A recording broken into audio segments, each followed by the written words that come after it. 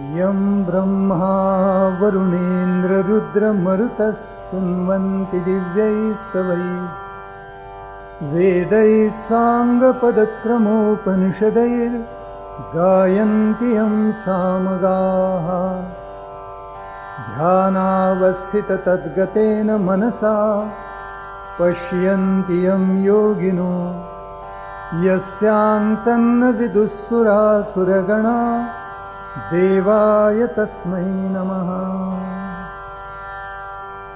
कृष्णाय वासुदेवाय हरये परमात्मने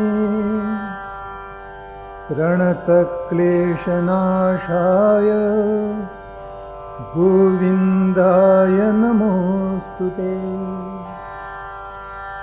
प्रभू, ज्यांच्या समर्थ आणि पराक्रमी कराने आपल्या भारतवर्षाला, आपल्या राष्ट्राला अनंत वेळा सावरलं, त्या वीरवर स्वातंत्र्यवीर सावरकरांच्या अलौकिक चरित्राला,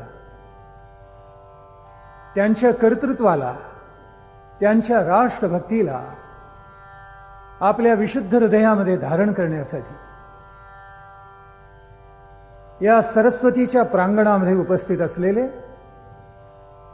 सर्व राष्ट्रभक्त, सावरकर भक्त, आजचे विशेष मान्यवर अतिथी, आदित्य प्रतिष्ठानचे सर्व कार्यकर्ते आणि सावरकरांच्या प्रेरणेतून नवराष्ट्राचं स्वप्न आपल्या बुद्धीमध्ये, आपल्या मनामध्ये जागवणारे महाविद्यालयीन तरुण तरुणी आणि काही मोजकी वानरसेना,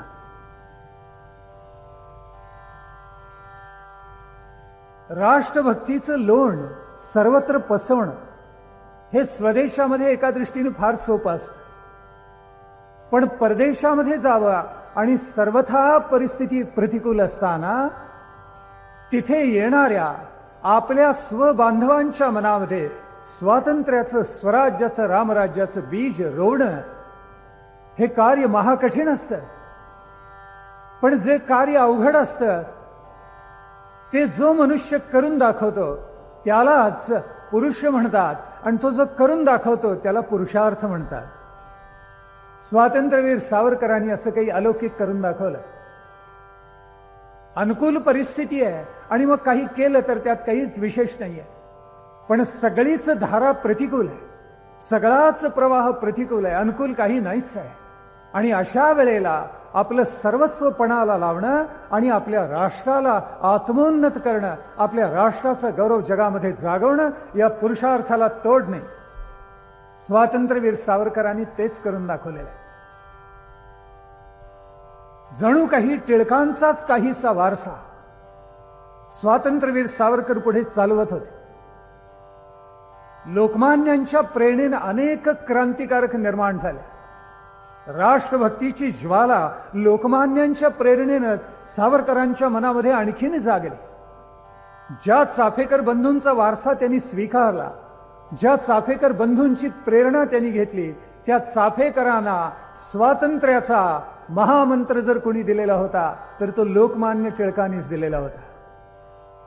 आणि म्हणून लोकमान्य टिळकांचं लोकोत्तर कार्यच एका दृष्टीनं सावरकर अधिक व्यापक करत होते, अधिक सक्षम करत होते, अधिक सशक्त करत होते.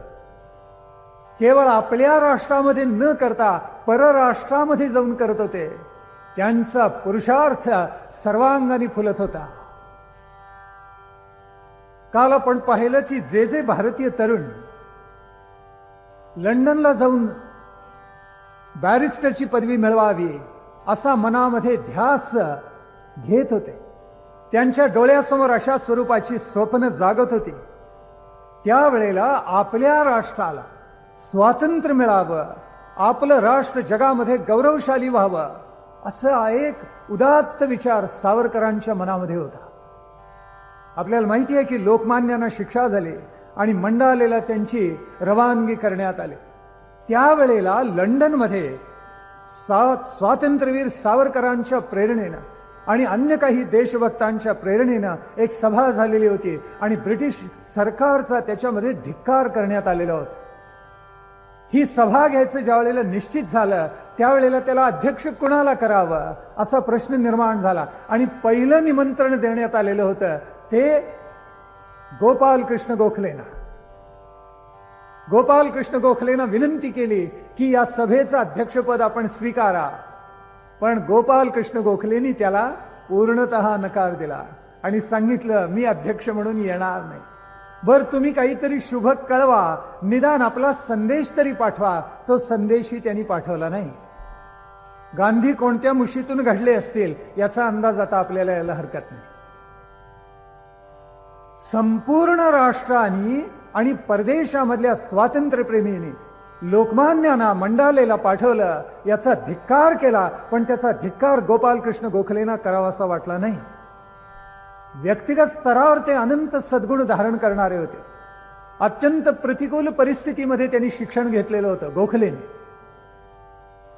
अत्यंत कुशाग्र बुद्धिमत्तेचे होते. त्यांचे भाऊ अत्यंत सामान्य बुद्धिमत्तेचे आणि गोपाल कृष्ण गोखले मात्र असामान्य बुद्धिमत्तेचे निपजले. या आपल्या धाकट्या धीराचं शिक्षण पूर्ण व्हावं म्हणून गोपाल कृष्ण गोखलेंच्या थोरल्या वहिनींनी फार मोठा त्याग केलेला होता. त्या कालखंडामध्ये बहुतेक कुटुंब दरिद्रीच असं आणि मोठं शिक्षण घ्यायचं झालं तर पैसा कुठून आणायचा असा प्रश्न निर्माण होत असे. त्यावेळेला गोखलेंच्या थोरल्या वहिनींनी आपले सगळे दागिने गहाण टाकलेले होते आणि आपल्या अत्यंत बुद्धिवान धाकट्या धीराला त्यांनी शिक्षण दिले. ज्या वेळेला गोखलेंचं शिक्षण पूर्ण झालं आणि त्यांना पगार मिळाला त्यावेळी पहिलं काम त्यांनी काय केलं असेल तर आपल्या वहिनीचे दागिने जे गहाण टाकलेले होते ते सोडवून आणले, वहिनीच्या हातात घातले आणि एकांतात जाऊन गोखले ढसढसा रडलेले होते की ही माझी माऊली नसती तर मला शिकायला मिळालं नसतं. इतका पराकोटीचा आदरभाव आपल्या वहिनीबद्दल गोपाल कृष्ण गोखलेंच्या मनामध्ये होता.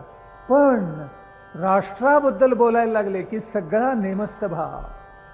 हे ब्रिटिश सरकार म्हणजे आपलं मायबाप, हे आले म्हणून आपलं कल्याण झालं, हे आले नसते तर आपलं काय झालं असतं, ही भावना अनेकांच्या मनामध्ये जागलेली होती.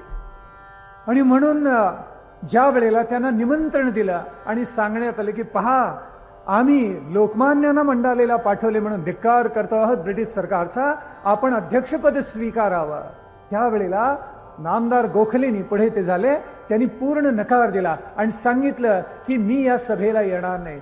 शुभ संदेश सुद्धा दिलेला नव्हता.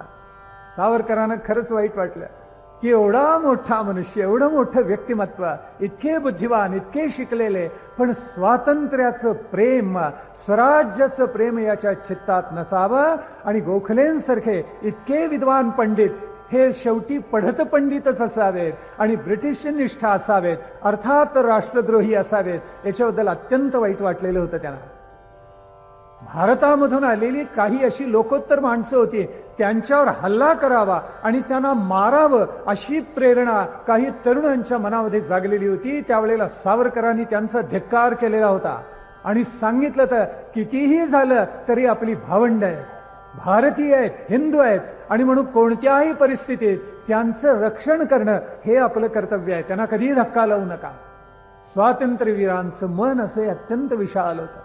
एवढी अलौकिक कामगिरी करून सुद्धा शेवटी विजनवास वाट्याला आला आणि ने मजसी ने परत मातृभूमीला सागरा प्राण तळमळला. सावरकर उचंबळून गेले तर शेवटी धाक घातलेलंच आहे त्या सागराला आणि सांगितलं की अगस्तीचा वारसा सांगणारे आहोत, एका आचमनामध्ये तुला गिळून टाकले, लक्षात ठेव. कितीही फेन मिसे मला भय घालायचा प्रयत्न केलास तरी भिणार नाही. पण जीव मात्र कळवळून गेला आता आणि आपल्या सगळ्या बांधवांनी कितीतरी सोसलेला आहे, त्यांना ते पुन्हा सोसायला लागू नये म्हणून ब्रायटन सोडून इंग्लंडला पुन्हा हे परत आले, लंडनला परत आले. आणि आपण काल पाहिलं 13 मार्च 1910 स्वातंत्र्यवीरांना पकडण्यात आलं आणि त्यांना भारतामध्ये पाठवण्यात आलं. मार्सेलिसला त्रिखंडात गाजलेली उडी त्यांनी मारली. अय्यरला सांगितलेलं होतं की दैव अनुकूल असेल तर नक्कीच मार्सेलिसला आपली भेट होईल. काय झालं कोणास ठाऊक, मादाम कामा आणि अय्यरची गाडी उशिरा पोचली आणि त्या फ्रेंच रक्षकानं, आरक्षीनं पैसे घेऊन लाच खाऊन सावरकरांना पुन्हा एकदा ब्रिटिश आरक्षींच्या स्वाधीन करून टाकलं. आता मात्र सावरकरांच्यावर त्या आग नावेमध्ये, त्या जलयानामध्ये, बोटीमध्ये प्रचंड पहारा ठेवण्यात आला. खडगा असलेले सैनिक भोवती उभे असतात, बंदुका घेतलेले सैनिक भोवती उभे असतात आणि मार्सेलिसून बोट निघाली, नादुरुस्त झालेली होती, ती दुरुस्त करण्यात आली आणि प्रवास करत करत ही आगनाव आली एडनला. एडनला पोचली त्यावेळेला अर्थातच सावरकरांना वासुदेव बळवंत फडक्यांचं स्मरण नक्की झालं असणार. तिथेच त्यांनी देह आपला तुरुंगामध्ये पिचवलेला होता, पण त्यापूर्वी स्वातंत्र्याचा अलौकिक यज्ञ पेटवलेला होता आणि स्वातंत्र्यासाठी आपलं तळपतं खडग आणि त्या खडगाचं सामर्थ्य त्यांनी ब्रिटिशांना दाखवलेलं होतं. एडनला आता नाव बदलली, साष्टी नावाच्या आग नावेमध्ये सावरकरांना ठेवण्यात आलं. ही साष्टी नावाची नाव आग नाव निघाली आणि सावरकरांना अक्षरशः पिंजऱ्यामध्ये कोंडण्यात आलं. 4x4 खोली केवढी असेल आपण मनाशी कल्पना करा. 4 फूट रुंद, 4 फूट लांब अशी, आणि त्याच्यामध्ये एखाद्या प्राण्याला जसं जनावराला ठेवण्यात यावं तसं सावरकरांना कोंडण्यात आलं. भोवती हातामध्ये खडग घेतलेले, संगिनी घेतलेले रक्षक उभे होतेच आणि सावरकरांच्या मनामध्ये एकदम क्षणभर विचार आला की जाऊ दे, आता आत्मार्पणच करून टाकावं. या हाल अपेष्टा सोसण्यापेक्षा हा देह टाकून द्यावा असा विचार सावरकरांच्या मनामध्ये आला. पण हा महात्मा अत्यंत विवेकी होता आणि त्याच्यामुळे पुन्हा मनाला खुणवले, बुद्धीला खुणवलेले, नाही तुला असं करून चालणार नाही, तू तुरुंगात पिसशील, झिजशील, पण त्याची प्रेरणा अनंत भारतीय तरुणांना मिळेल आणि त्यातून हा क्रांतीचा यज्ञ विझणार नाही. आणि म्हणून असा विचार मनामध्ये आलेला त्यांनी टाकून दिला बाजूला आणि मग एडन पासून साष्टी नाव निघाली. 8 जुलैला त्यांनी मार्सेलिसला उडी मारलेली होती आग नावेतून.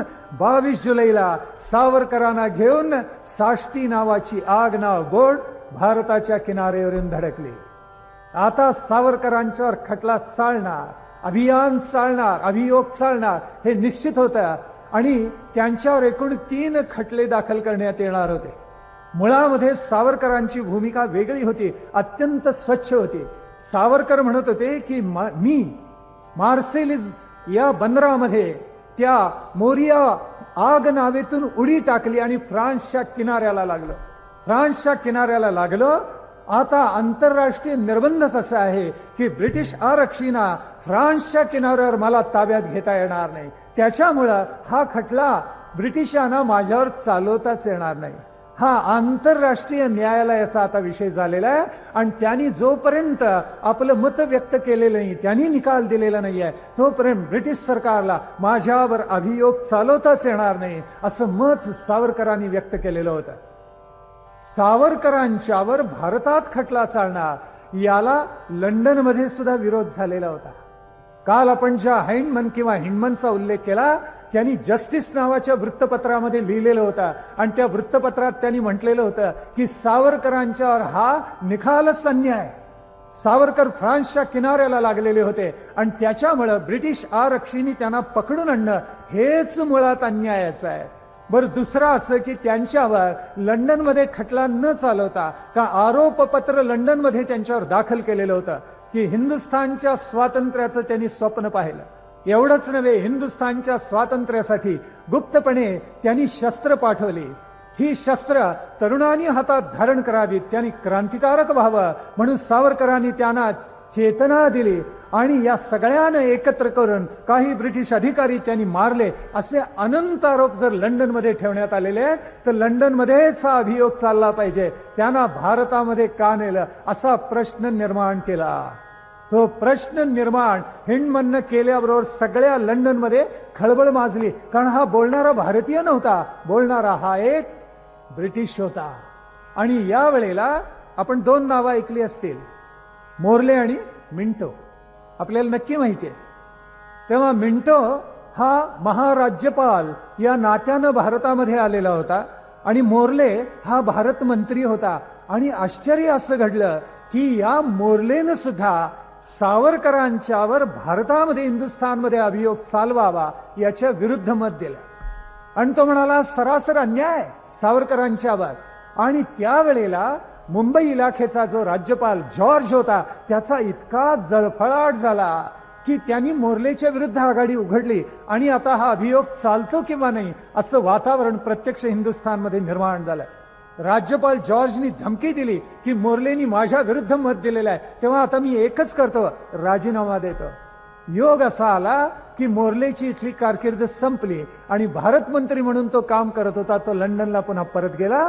दुसऱ्या एका भारत मंत्र्याची नेमणूक करण्यात आली आणि जॉर्जच्या बाजूनं मतं पडली राज्यपालाच्या बाजूनं आणि खटला उभा राहिला. ऑगस्ट महिन्यामध्ये खटल्याला प्रारंभ झाला. 3 खटले एका वेळेला भरलेले होते.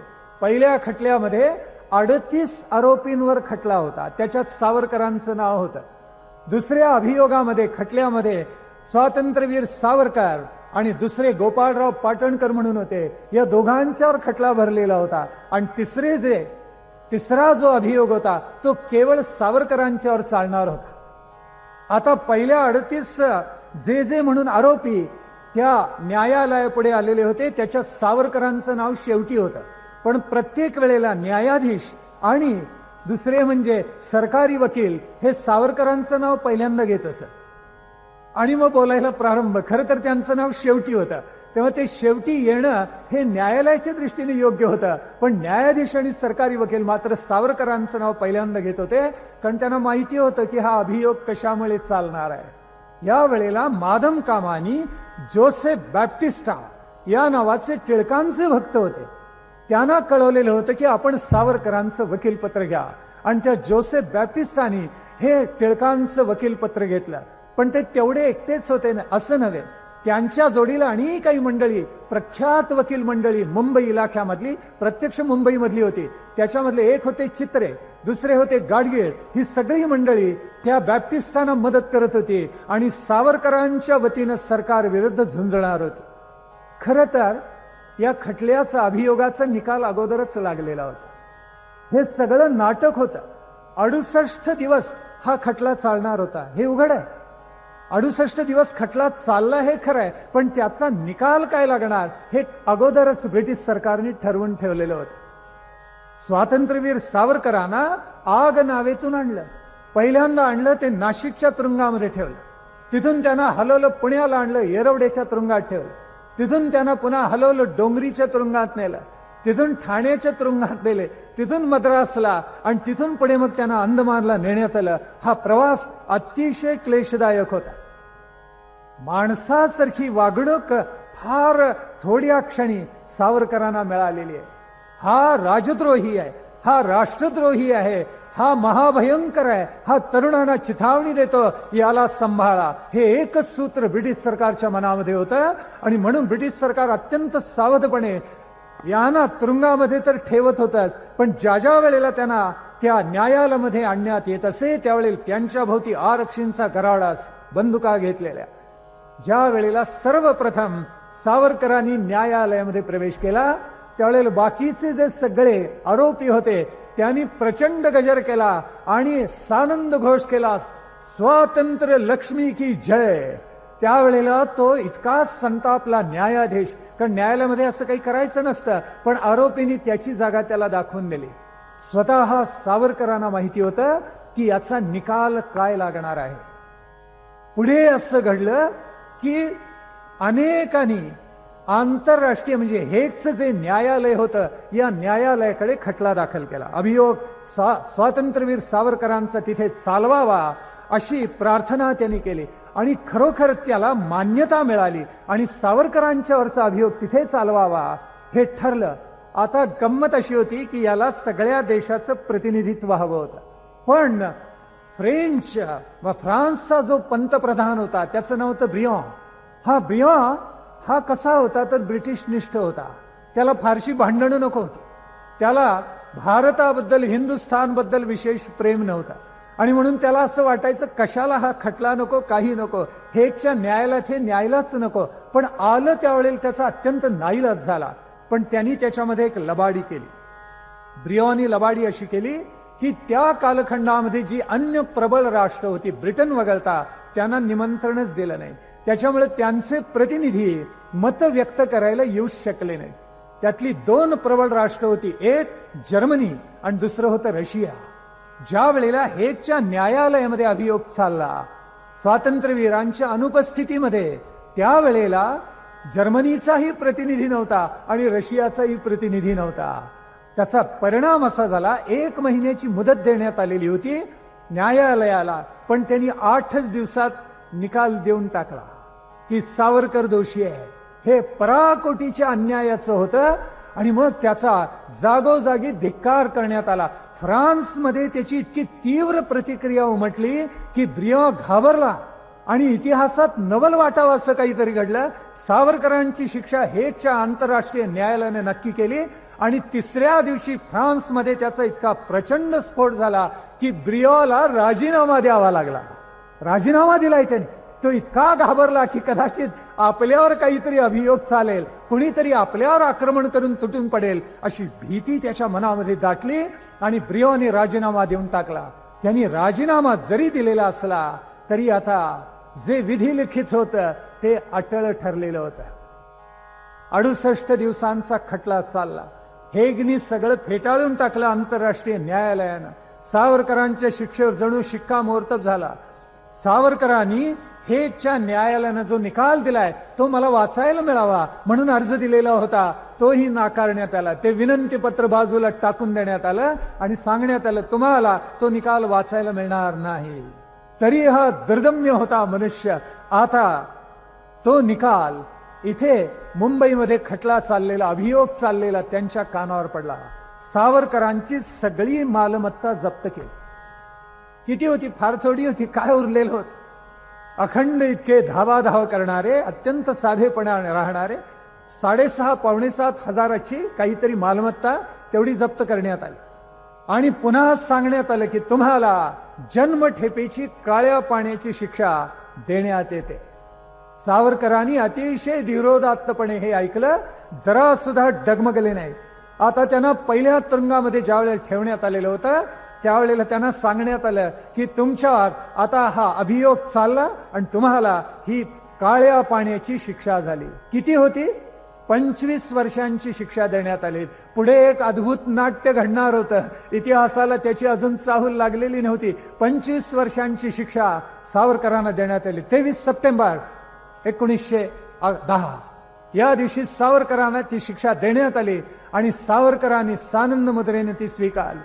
आता ज्या वेळेला त्यांना शिक्षा घोषित करण्यात आली त्यावेळेला तोपर्यंत नागरिकाची वस्त्र त्यांच्या अंगावर होती. आता त्यांना तुरुंगामध्ये सांगण्यात आलं सावरकर आता बंदी वासामध्ये तुम्ही जाणार तेव्हा बंदीजनांचे जे कपडे असतात ते तुम्हाला घालावे लागतील आणि सावरकरांनी ते आपल्या अंगावर घातले. कसं मनात झालं असेल, सर्र झालं अंतःकरणावर. मन किंचित आता उदास झालं की हे कपडे आता अंगावर घातले काय होणार? आता 25 वर्षानंतर काय होईल कोणास ठाऊक?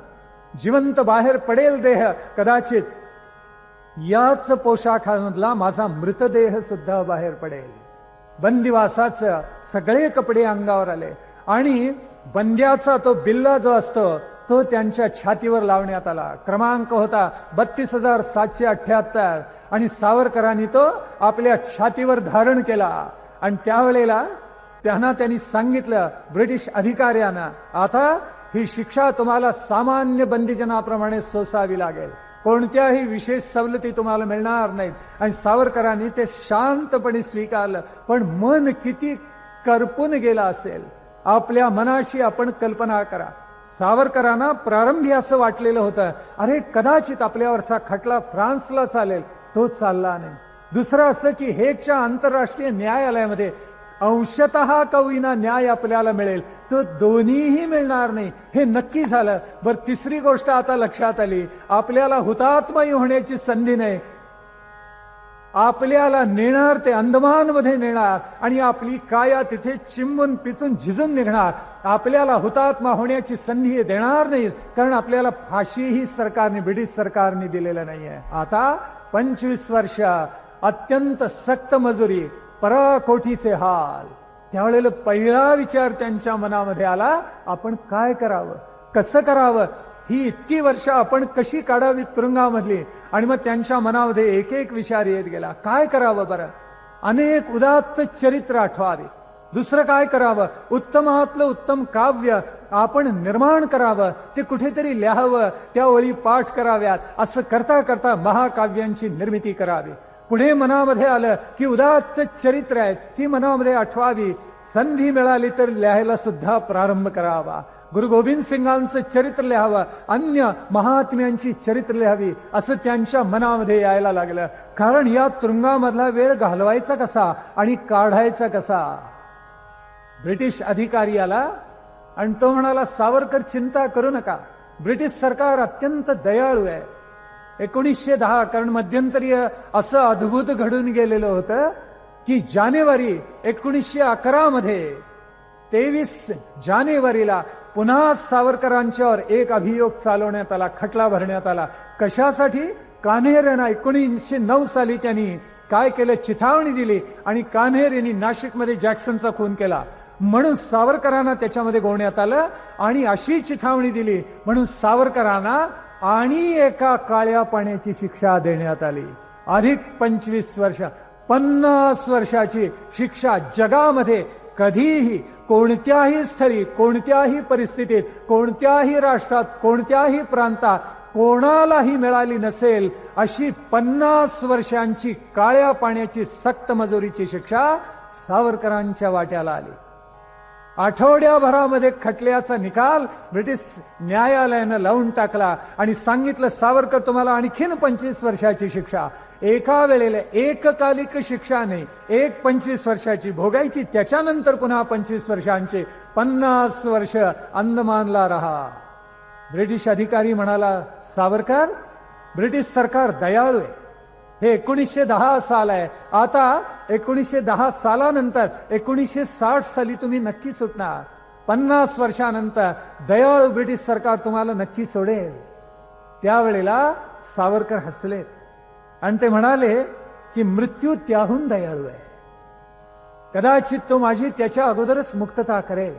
त्यावेळेला तो अत्यंत निष्ठुर पण मूर्ख ब्रिटिश अधिकारी हसला आणि सावरकरांनी लिहिलेलं आहे, मला प्रयत्नपूर्वक हसावं लागलं.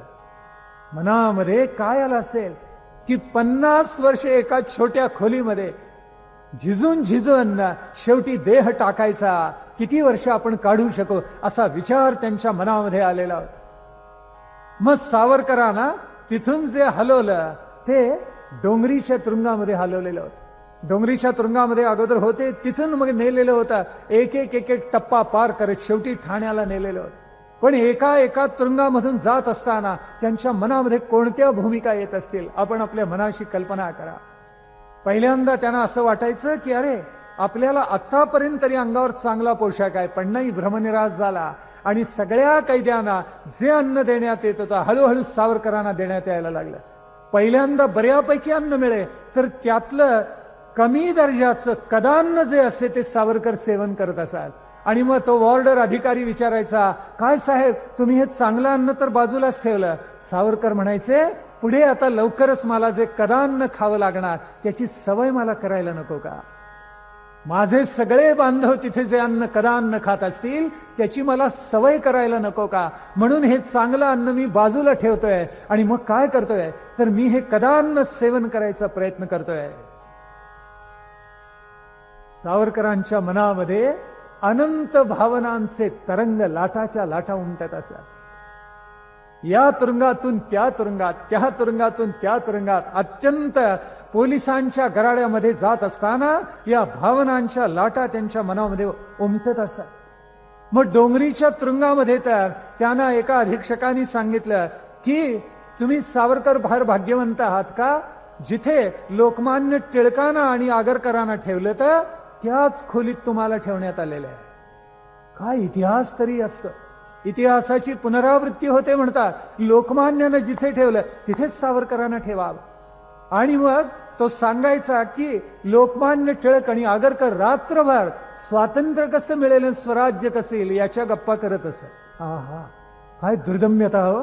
तुरुंगात ठेवले आणि यांच्या चर्चा काय चालायच्या, आधी स्वराज्य का आधी स्वराज्य, आपल्या भारतवर्षाला स्वातंत्र्य कसं मिळेल. आणि तिथल्या एका आरक्षीनं सांगितलं, तो म्हणाला इथे लेले नावाचे एक वृद्ध गृहस्थ आले, ते स्वातंत्र्य सैनिक होते, तेव्हा तो आरक्षी म्हणाला, म्हातारा अद्भुतच होता. त्यावेळी सावरकर म्हणाले, का? तर इथे ढेकूण फार, त्या ढेकणांचं सुद्धा म्हणे त्यांनी पारिपत्य केलं. त्यांना अंगावर घालायला जे पांघरुण दिलं तर त्याचा त्यांनी एक अद्भुत झगा शिवला की फक्त नाकाची भोकं आणि डोळे उघडे राहतील असा तो झगा शिवला आणि तो अंगावर ते घालत असत आणि ढेकणांना टुकटुक करून झोपी जात असत. एकही ढेकूण आज शिरू नये अशी पक्की व्यवस्था म्हणे त्यांनी केलेली होती. आणि रात्रभर तो आरक्षी सांगायचा, हा लबाड म्हातारा घोरत पडायचा, ढेकणानं मात्र झोप यायची नाही. असं अद्भुत काहीतरी त्यांनी करून टाकलं. तर दुसऱ्या दिवशी तो झगा काढावा आणि वाळत टाकावा, बाहेर उन्हामध्ये कडकडीत टाकावा, रात्र झाली की पुन्हा अंगावर घालावा, असं करत असत. टिळकांच्या काही आठवणी त्यांनी सांगितलेल्या होत्या. त्याच्यात लिहिलेलं होतं की शांतपणे टिळक बसलेले असतात, हात हलत असत आणि त्यावेळेला आरक्षीने एकदा आत येऊन पाहिलं, काय करता आहात? नाही, तुमच्या फौजेचा बंदोबस्त करतोय असं टिळक सांगत असत. आणि ज्या वेळेला ते रक्षक पाहत त्यावेळेला भिंतीवरून ढेकणांच्या रांगाच्या रांगा लागलेल्या असत. कल्पना करा फक्त, आम्ही किती सुखाने झोपतो. एक रात्र जर अशी काढावी लागली तर आपली काय अवस्था होईल आणि किती पाऊंड आपलं वजन कमी होईल, असा विचार ज्याचा त्यांनी करायचा. हे किती दिव्य आहे, किती दाहक आहे, किती अवघड आहे. आपण आपल्या मनाशी कल्पना फक्त करून बघा. डोंगरीचा तुरुंग तसा आणखीन एकांतामधला होता आणि सावरकरांच्या प्रकृतीवर तत्काळ प्रतिकूल परिणाम झाला. कणांना खावं लागलं आणि त्यांनी एक अर्ज दिलेला होता डोंगरीच्या तुरुंगामध्ये असताना की आपण आता कसंही करा, मला थोडं दूध द्या. मला दूध घेण्याची सवय, माझ्या प्रकृतीला ते अनुकूल आहे, तेव्हा दूध मला द्या आणि मला वाचनाला काहीतरी द्या. मला अगदी बायबल दिलं तरी चालेल. त्यावेळी ब्रिटिश सरकार महाधूर्त, त्यांनी सांगितलं दुधाची आत्ता आपल्याला आवश्यकता नाही, बायबल मात्र नक्की देऊ. आणि खरोखर बायबल दिलं. पण ते देताना सुद्धा ब्रिटिश सरकारला असा धाक वाटत होता, न जाणं हा कुठून शस्त्र पैदा करेल, बायबलमध्ये घालेलं आपल्या मित्रांना पाठवेल. म्हणून दिवसातले फक्त 2च तास तो ग्रंथ द्यायची अनुमती ब्रिटिश सरकारने दिलेली होती. आणि शेजारी तो आरक्षी उभा राहायचा, घड्याळात टोला पडला की 2 तासांनी त्यांच्या हातून ते पुन्हा हिरावून घेतलं जात असे. सावरकर ज्या वेळेला तुरुंगामध्ये होते त्यावेळेला एक रक्षक त्यांच्याकडे आला आणि तो म्हणायचा, बॅरिस्टर साहेब, बाबूजी आपल्यावर काय हा भयंकर प्रसंग कोसळला, पण मला खात्री आहे आपण सुटाल. फ्रान्समध्ये अभियोग चालेल, हेगचं न्यायालय आंतरराष्ट्रीय काहीतरी चांगलं न्याय देईल, आपण सुटाल. आणि खरोखर सावरकरांना सर्व प्रतिकूल आहे माहिती होता, पण तरी एक आशेचा अंध किरण असतो, खरंच कदाचित असं घडेल असं त्यानंही आत कुठेतरी वाटत होतं. सावरकरांनी लिहिले, तुरुंगामध्ये दिवस काढत असताना माझी हळूहळू धारणा होत गेली की जे प्रतिकूल असेल तेच घडणार. आणि सावरकरांच्या चरित्रामध्ये सातत्यानं प्रतिकूल घडले. माझ्या मनामध्ये नेहमी छत्रपती शिवाजी महाराज आणि स्वातंत्र्यवीर सावरकरांची तुलना आहे. शिवाजी महाराजांना दैव सदैव अनुकूल राहिलं आणि सावरकरांना सदैव प्रतिकूल राहिलं, सदैव प्रतिकूल. अफजल खानाचा शिवाजी महाराजांनी वध केला.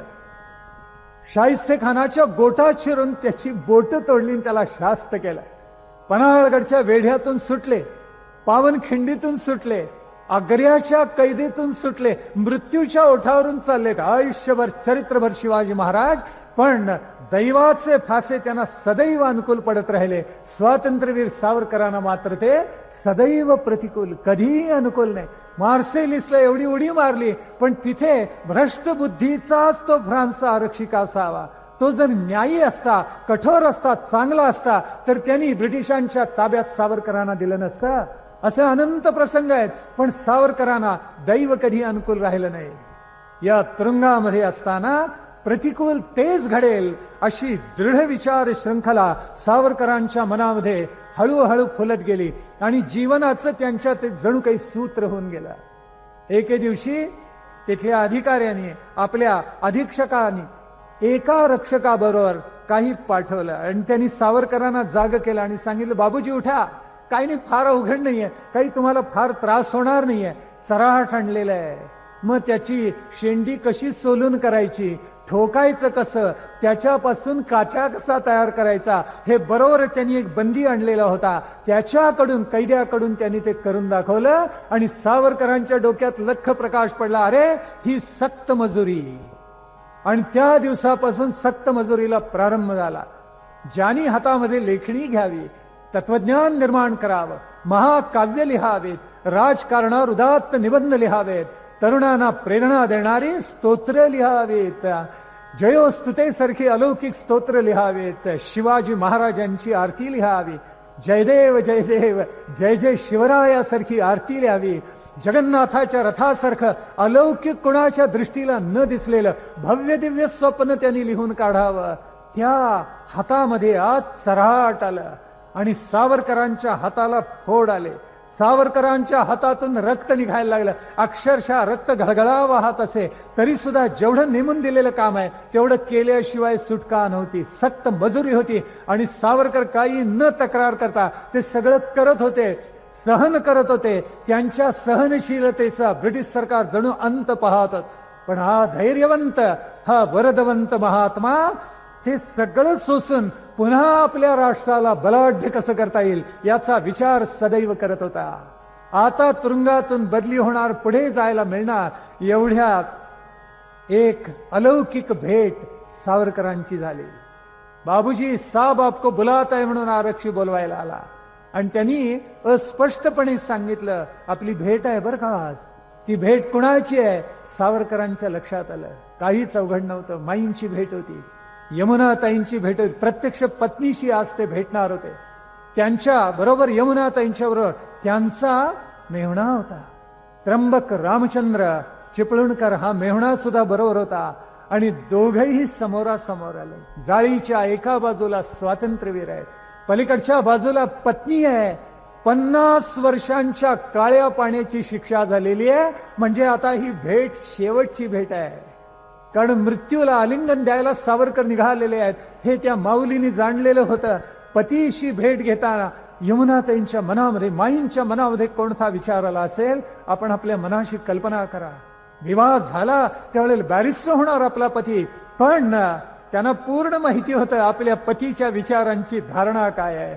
पण लंडनला गेलेला आपला हा परमप्रतापी असा पती, पण आज तुरुंगामध्ये जाळीच्या पल्याड त्याचं दर्शन आपल्याला होते. 50 वर्षांची काळ्या पाण्याची शिक्षा झाली आहे. आता ही शेवटची तर भेट नसेल ना. त्र्यंबक रामचंद्र चिपळूणकरांना, सावरकरांच्या मेहुण्यांना भरून आलं तर आतून, पण अश्रू जणू आवरून ठेवलेले होते दोघांनी. आणि तशाही प्रसंगामध्ये काही विनोद करावा, काही हास्य करावं असं सावरकर करत होते. आणि ते म्हणत होते की असा आपण विचार करा की मुलांची वीण वाढवणं, मुला मुलींची वीण वाढवणं आणि काठ्या एकत्र करून घरटं बांधणं एवढाच जर प्रपंचाचा अर्थ असेल तर असा प्रपंच चिमण्या कावळे सुद्धा करतात. आपल्याला असा प्रपंच करायचा नाहीये. आपण आपली सगळी गाडगी बोलकी मडकी जी असतील घरातली ती फोडून टाकली. आज आपल्या प्रपंचाला एका दृष्टीने तिलांजली दिली. हे का? अनंत घरांमध्ये, अनंत घरट्यांमध्ये पुढे स्वातंत्र्य लवकर मिळालं तर सोन्याचा धूर निघावा, स्वातंत्र्याचा धूर निघावा, सुखाचा धूर निघावा, म्हणून आपण हे दिव्य दाहक अग्निदिव्य केलेलं आहे. हे सावरकर बोलतायत. आणि माईना किती कृतार्थ वाटला असेल की पंचप्राण आपल्या पतीवरून ओवाळून टाकावेत. असा पती मिळायला अनंत जन्मींचं भाग्य लागतं. सामान्य पती मिळतात आणि सामान्य चिमण्या कावळ्यांचे संसार अनेक जण करतात. पण ज्याला राष्ट्राचा ध्यास लागला, स्वतःची काया ज्यांनी झिजवली, आता जो 50 वर्षांसाठी काळ्या पाण्याला जाणार तो असा पती, त्याचं हिमालयासारखं भव्य दिव्य रूप पाहून माहीना काय वाटलं असेल, उचंबळून आलं असेल, कृतार्थ वाटलं असेल, त्या धन्य होऊन गेलेले असतील. आणि त्यावेळेला त्यांचे मेहुणे म्हणाले की तात्या आमच्यासाठी एक करा. कौतुकाने तात्याने विचारलं काय? त्यावेळेस ते म्हणतायत की आपण एक श्लोक प्रत्यही तिथे अगदी काळ्या पाण्यात गेला अन्न मानला तरी म्हणावा. कोणता? कृष्णाय वासुदेवाय हरये परमात्मने प्रणत क्लेशनाशाय गोविंदाय नमोस्तुते. म्हणून आपण तो सुरुवातीला म्हणतो दररोज प्रारंभी. आणि मग वेळ संपल्याची सूचना आरक्षीने दिली आणि सावरकर माघारी परत आले. आतापर्यंत ओढून ताणून आणलेलं चंद्रबळ होतं ते थोडस गेलं आता आणि सावरकर तिथेच दगडावर खाली झोपलेत त्या तुरुंगामध्ये. आणि मग एकदम त्यांना वाटलं, अरे आता हा वियोग कायमचा, आता पुन्हा एकमेकांची भेट होणं अशक्य आहे. आणि त्यावेळेला सावरकरांना जरा डोळा लागलेला होता. नंतर तोपर्यंत रक्षकांनी येऊन उठवलं. चला म्हणाले, आता सगळी बाड बिस्तारा पुन्हा एकदा बांधून घ्या. आणि सावरकरांना एका बंद गाडीतून नेण्यात आलं. गाडी कुणीकडे धावतीये सावरकरांना कळत नव्हतं. प्रवास करत करत त्यांची गाडी आली, एके ठिकाणी येऊन पोचली. आणि सावरकरांच्या लक्षात आलं, हा अजूनही एकांत आहे. ब्रिटिश आरक्षीला त्यांनी विचारलं, बाबा रे मला कुठे आणण्यात आलेलं आहे, इतर कैद्यांना कळू नये म्हणून त्यांनी त्याचं स्पेलिंग केलं. ते चमत्कारिक होतं, पण सावरकरांना कळलं. आमच्या सगळ्या गावांची नावं ब्रिटिशांनी बदललेली होती, तसं त्यांनी स्पेलिंग करून दाखवलं. एक एक एक एक अक्षर घेऊन BYCULLA असं त्यांनी सांगितलं. म्हणजे वायखळा, वायखळ्याच्या तुरुंगामध्ये आपल्याला आणण्यात आलेलं आहे हे सावरकरांना कळलेलं होतं. कुठे पत्नीची भेट व्हावी, पण आता योग पुढे त्यांच्या आयुष्यामध्ये ठाण्यामध्ये गेल्यानंतर असा होता की तिथे प्रत्यक्ष भावंडांची भेट व्हायची होती. काय योग असतात पहा, की ज्या वेळेला सावरकर, कारण तिथे चलान येत असे आणि ठाण्यामध्ये एकत्र जमलेल्या सगळ्या कैद्यांना उचलण्यात येत असे, मग मद्रासला न्यायचं, चेन्नईला, आणि तिथून मग अंदमानाला सगळ्यांना पाठवण्यात येत असे. अशी प्रथा ब्रिटिशांनी पाडलेली होती. पण सावरकरांच्या बद्दल काही कैद्यांना, काही तिथल्या आरक्षकांना पराकोटीचा आदर होता. आणि म्हणून त्यांनी सांगितलं, आपल्याबद्दल किती वाईट वाटतं म्हणून सांगू, पण आपण चिंता करू नका, माझ्याकडून आपल्याला जेवढी मदत करता येईल तेवढी मी सगळी करेन बरं का, असं तो द्वारपालच सांगतोय. आणि जाता जाता सांगून गेला. आणि सावरकरांना म्हणाला, आपला भाऊ इथेच आहे बरं का. त्यावेळेला सावरकरांना चर्र झालं आणि त्यांनी विचारलं, मोठा की धाकटा? तो जाता जाता पटकन म्हणाला, धाकटा. म्हणजे नारायणरावांना सुद्धा त्या आता तुरुंगामध्ये आणण्यात आलेलं होतं. बाबारावांच्यावर केव्हाच अभियोग चाललेला होता आणि त्यांची काया अंदमानला पिचायला झिजायला प्रारंभही झालेला होता. त्यांना अंदमानमध्ये पाठवण्यात आलेलं होतं. अशा वेळेला सावरकरांनी आपल्या भावंडाकडे निरोप द्यावा आणि नारायणरावांचा उलटा निरोप त्यांच्याकडे यावा म्हणून काही प्रयत्न चाललेले होते. मग या द्वारपालांनी त्यांना मदत केली आणि नारायणरावांचा निरोप तात्यारावांच्याकडे आणि तात्यारावांचा निरोप नारायणरावांच्याकडे पोहोचवला. प्रत्यक्ष जो अभियोग चालला सप्टेंबर महिन्यामध्ये, त्यावेळेला 38 जी मंडळी होती त्याच्यापैकी सर्वाधिक शिक्षा ही जर कुणाला झाली असेल, ब्रह्मगिरी बुवा म्हणून होते, त्यांना झाली. त्यांना 15 वर्ष काळ्या पाण्याची सक्त मजुरीची शिक्षा झाली. नशीब असं की नारायणरावांचं नाव सुद्धा त्याच्यामध्ये होतं, पण नारायणरावांना 6 महिन्याची सक्त मजुरीची शिक्षा झाली आणि थोडक्यावर निभावलं आणि ते सुटले. पण या पुन्हा एकदा तुरुंगामध्ये दोन्ही भावंडांची गाठ झालेली होती. पण आता फार काळ हे सौख्य दोघांनाही लाभणार नव्हतं. एक दिवस कशीबशी दोघांची भेट झाली आणि तात्यारावांनी लिहून ठेवले.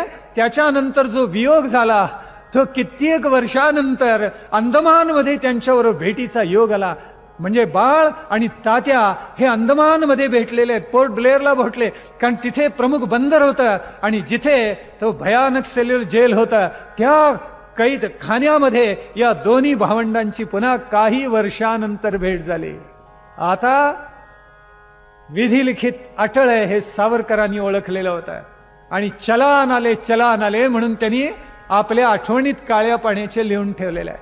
काळं पाणी असो, 1857चा स्वातंत्र्य समर असो, मॅझिनीचं चरित्र अनुवादित केलेलं असो, या सगळ्याचा धाक आणि भीती इतकी पडलेली होती, ब्रिटिश सरकार सारखं जप्तच करत होतं. आणि स्वातंत्र्य मिळालं तरी आपलंही सरकार तेच करत होतं. हे केवढं आश्चर्य करण्यासारखं आहे की एवढा लोकोत्तर महात्मा की ज्याची आरती गावी, ज्यांनी खरं तर पंतप्रधान व्हावं या देशाचा, अशा योग्यतेचा महापुरुष असलेला स्वातंत्र्यानंतर सुद्धा उपेक्षितच राहावा. पण तो फार पुढचा इतिहास आहे. इथे सगळे कैदी एकत्र जमले. आता प्रवासाला प्रारंभ होणार आणि सावरकरांनी लिहून ठेवलेल्या सर्व प्रकारचे अत्यंत निर्दयी, अत्यंत गुन्हेगारी जगतामधले अत्यंत क्रूर यांच्याबरोबर हा अत्यंत सदाचारी, सभ्य, सुसंस्कृत, एका आदर्श कुटुंबामध्ये वाढलेला, राष्ट्रभक्तीचं व्रत घेतलेला प्रचंड लक्ष्य आणि उद्दिष्ट त्याच्या डोळ्यासमोर असलेला असा त्या गुन्हेगारी जगतातून आता अंदमानला जाणार होता. आपण कल्पनाच करा की भोवती त्यांच्या कोण कोण आहेत आणि त्यांना आता काय काय सोसावं लागणार आहे. आणि पुढे त्यांना मुंबईमधून अग्निरथामधून पार मद्रास पर्यंत नेण्यात आलं. तो सगळा मोगलाईचा परिसर म्हणून त्या कालखंडामध्ये विख्यात होता. उघडी माळ होती, तापमान भयंकर होतं, अंगाला चटके बसत होते. आणि त्यावेळेला असा पोशाख घातलेले माईना सावरकर म्हणालेले होते, मला ओळखलत का? कपडे बदललेले असले तरी तो मीच आहे. थंडीचं सामान्यतः ज्या कपड्यांनी रक्षण होतं तेवढी उभी या कपड्यामध्ये खचित आहे. काय दुर्दम्य आहे मनुष्य. आणि मग अग्निरथ निघाला प्रवास करत करत करत सावरकर आलेत आणि मग त्यांना त्या आग नावेतून पुढे अंदमानकडे नेण्यात आलं. ते नेण्यात जे आलं ते इतकं महाभयंकर होतं की ते वाचताना सुद्धा अंगावर सर्रकन काटा येत. भोवती तर इतके महाभयंकर लोक आहेत, शंकाच नाही त्याच्याबद्दल. पण ही नाव ज्या वेळेला अंदमानकडे चाललेली होती त्यावेळेला सर्वांचं मानसिक दृष्ट्या इतकं खच्चीकरण केलेलं होतं. पण त्या सगळ्यांना अचंबा वाटे, बॅरिस्टर बाबू 50 वर्षांची शिक्षा. मग त्यांना जरा हायसं वाटे, आपल्याला फक्त 15 वर्ष आहे बरं का. हा बॅरिस्टर बाबू जर 50 वर्ष शिक्षा सोसणार, मग माझं दुःख हलकं झालं असं प्रत्येकाला वाटत असे. पहिल्यांदा आग नावेवर चढवलं त्यावेळेला पिंजरा केलेला होता आणि जिथे 20 माणसं असत तिथे 50-60 माणसं ते कोंबत असत. स्वातंत्र्यवीरानं वाटलेलं होतं आपल्याला त्यात कोंबणार नाहीत, पण त्यांना त्यातच कोंबण्यात आलं. सावरकर चणीनं लहान, भोवती सगळे गुन्हेगार, अट्टल अगदी घाम आलेल्या सगळ्यांच्या अंगाला घाणेरडा वास येत असलेला सगळीकडे. आणि त्याच्यामध्ये भडभडून येत असे सावरकरांना भोवती इतकी घाण माणसं होती. कोणी 5-5 खून 10-10 खून केलेली माणसं होती. एका कोवळ्या तरुणानं तर नशा केली, मद्यपान केलं आणि आपल्या बहिणीचा खून केलेला होता. पण आता अंदमानला निघालो म्हटल्यानंतर ढसढसा रडत होता. पायात उभारायची ताकद त्याच्यामध्ये राहिलेली नव्हती. आणि 20-20 जणांच्या जागी 50-60 लोकांना एकत्र कोंबत होते. कसे जगले असतील, कसे हाल सहन केले असतील, आपल्या मनाशी कल्पना करा. आणि त्याच्यामध्ये तरीही त्यांना मदत करणारे लोक आहेत. त्यातला कुणीतरी म्हणतोय की साहेब आपण इकडे राहू नका, इकडे फार घाण आहे, घाण वास येतोय. पलीकडेही घाण आहे, नाही असं नाही, पण कमी घाण आहे. तिकडे गर्दी आहे पण आपल्याला त्रास कमी होईल. सावरकरांना तिथेही वाटे, अरे हा पतित पावन खरा, पण याच्या हृदयात सुद्धा वृंदावन असावं ना. आहा, माणसानं शिकवलं, शहाणं केलं तर ती या वाम मार्गाला का जाते. ही शिक्षित होतील, चांगली होतील, राष्ट्राचा भाव यांच्या मनामध्ये जागेल. सावरकरांनी पाहिलं त्या आग नावेवर एक कापलेलं अर्ध पीप ठेवलेलं होतं. ते कशाच आहे थोडक्या वेळात त्यांच्या लक्षामध्ये आलं. कशासाठी ठेवलेलं असेल तर शौचासाठी ठेवण्यात आलेलं होतं. त्याला अडोसा नव्हता, काहीही नव्हतं, त्याला दार नव्हतं. ज्या वेळेला कुणालाही भावना होईल त्यावेळेला सगळ्यांच्या समोर निर्लज्जपणे त्यांनी शौचाला बसावं अशी रचना होती. 2, 4, 5, 10 माणसं तिथे जाऊन आली की सगळी दुर्गंधी पसरत असे. सावरकरांनी लिहिले, इतकं बडबडून यायचं मला की काय करावं.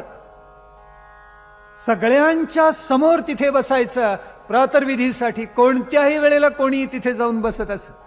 आणि हा काही जणांना संकोच वाटायचा, बॅरिस्टर बाबू आहे त्याच्यासमोर कसं जाऊन बसावं. आणि सावरकरांना संकोच असा सगळ्यांच्या समोर कसं बसावं. किती मनाची जिद्द असली पाहिजे हे सगळं सोसायची. आपल्या मनाशी जरा आडाखे बांधा. बारीक विणीची मच्छरदाणी, सडलेल्या तांदळाचा भात, शेळीचं दूध, हवा तितका खजूर, असलं काहीही सावरकरांच्या वाट्याला आलं नाही. प्रथम श्रेणीचा तुरुंग आला नाही. आल्या त्या अशा भयानक हाल अपेक्षा. कसं केलं असेल. आणि त्यावेळेला सावरकर आठवता येते आपल्या इतिहासामधले अद्भुत प्रसंग. अरे तत्वज्ञ ज्याला व्हायचे त्यांनी अद्वैताकडे थोडं जायलाच पाहिजे. काय काय प्रसंग आठवले सांगूनच टाकतो आपल्याला. कदाचित नको वाटतील ऐकायला, कदाचित क्षणभर मनाला किळसवाण वाटेल, पण ज्या माणसाने ते प्रत्यक्ष भोगलं त्याला ते किती वाईट वाटलं असेल आपण आपल्या मनाशी कल्पना करा. किती सोसलं असेल सावरकरांनी. त्यावेळेला त्यांनी आठवण अशी केली की भारतवर्षामध्ये त्रैलंग स्वामी या नावाचे क्रांतिकारक होते. अद्भुत कृत्य करून दाखवत असत. म्हणून ब्रिटिश सरकारने त्यांना पकडलं आणि त्यांच्यावर खटला चालवला. तो खटला अतिशय दुष्टपणे चालवला होता. त्यांना कारावास घडवायचा हे नक्की ठरलेलं होतं. आणि तो न्यायाधीश खवचटपणे त्रैलिंग स्वामींना म्हणाला, अद्वैतात राहता मग अन्न कशाला खाता, विष्ठा का खात नाही. हे ब्रिटिश न्यायाधीशांनी उच्चारलेले शब्द आहेत. त्यावेळेला तो हसायला लागले त्रैलिंग स्वामी.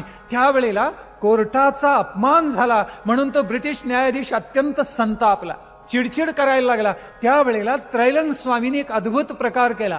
तिथेच ते पिंजऱ्यामध्ये खाली बसले, शौच केला आणि पडलेली विष्ठा सगळेजण आवासून पाहत असताना त्यांनी सेवन केली अद्वैत. त्याचं त्यांना काहीही वाटलं नाही. आपल्याला ऐकताना अंगावर काटा येईल, पण हे घडलं प्रत्यक्ष. रामकृष्ण परमहंसांनी असा प्रयोग केलेला होता. अद्वैताचा अनुभव घेतला. त्यावेळेला प्रत्यक्ष विष्ठेमध्ये काठ्या घालून अलटून पालटून टाकून प्रत्यक्ष त्याचं सेवन त्यांनी केलेलं होतं. आपल्याला खरं वाटेल? सेवता तत्काळची अन्न, अर्धी विष्ठा अर्धे वमन, असं समर्थ रामदासांनी म्हटलेलं आहे. या सगळ्याचा आठव सावरकरांच्या मनामध्ये जागत होता. त्या उघड्यावर म्हणजे त्या कैद्याचं किती खच्चीकरण ही सगळी मंडळी करत असतील, आपण आपल्या मनाशी कल्पना करा. सावरकरांनी ते सगळं सोसलं. त्या नावेवर त्यांच्या वाट्याला काय काय आलं असेल, आपल्या मनाशी कल्पना. अशा अत्यंत ढासळलेल्या, अत्यंत नीचातल्या नीच आणि करौरी असलेल्या लोकांच्या गराड्यामध्ये सावरकरांना राहावं लागलं. तरी सुद्धा कुणीतरी एखादा रक्षक म्हणत असे, ए गप्प बसा, बॅरिस्टर बाबूंना झोप येत नाही. आणि मग रात्री 11-12 वाजता सगळे एकदम शांत होत असत. सावरकर म्हणायचे, यानंही मन आहे, यानंही हृदय आहे, नाहीतर यांनी दंगा कशाला थांबवला असता. आणि मग कुठेतरी डोळा लागतोय तोपर्यंत पहाटे 5 वाजता उठा आणि पुन्हा नरक यातना सावरकरांच्या आणि अन्य सगळ्या कैद्यांच्या वाट्याला येत असत. पाहता पाहता आग नाव निघाली, प्रवास करत करत आली आणि ती अंदमानच्या जवळ आली. पोर्ट ब्लेअर प्रधान बंदर होतं, आपल्याला माहिती आहे.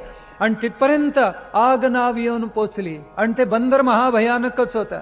त्याचं कारण असं आहे, तिथे महाभयंकर जळवा निघत असत. वन्य श्वापद प्राणी आणि अत्यंत विषारी नाग साप तर तिथे होतेच होते. आपल्याला नवल वाटेल, पण नरमांस भक्षक माणसं तिथे होती. अंदमान म्हटलं रे म्हटलं की क्रूरातला क्रूर सुद्धा असा कैदी लटलट लटलट कापायला लागत असे आणि त्याला वाटायचं की आपला मृत्यू जवळ आला, आता आपलं काही खरं नाही. इतका धाक लोकांच्या मनामध्ये आलेला होता. आणि अंदमानला ही आग नाव येऊन थांबली.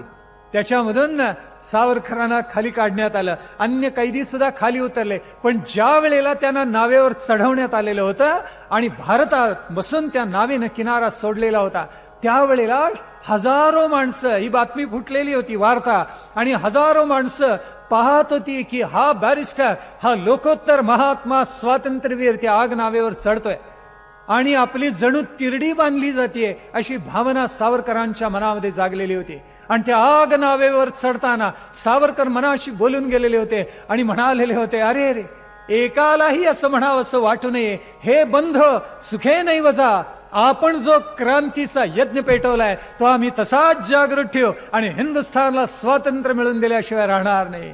एकालाही असं सांगावं वाटलं नाही. सावरकर म्हणाले, एक जरी असा म्हणाला असता, एकाच्या जरी मनात असा विचार आला असता तर त्या तिरडीचं फुलांची शेज होऊन गेली असती, इतका आनंद मला झाला असता. पण दुर्दैवानं ते घडलं नाही. आणि सावरकर, आपल्याकडे असंच आहे का?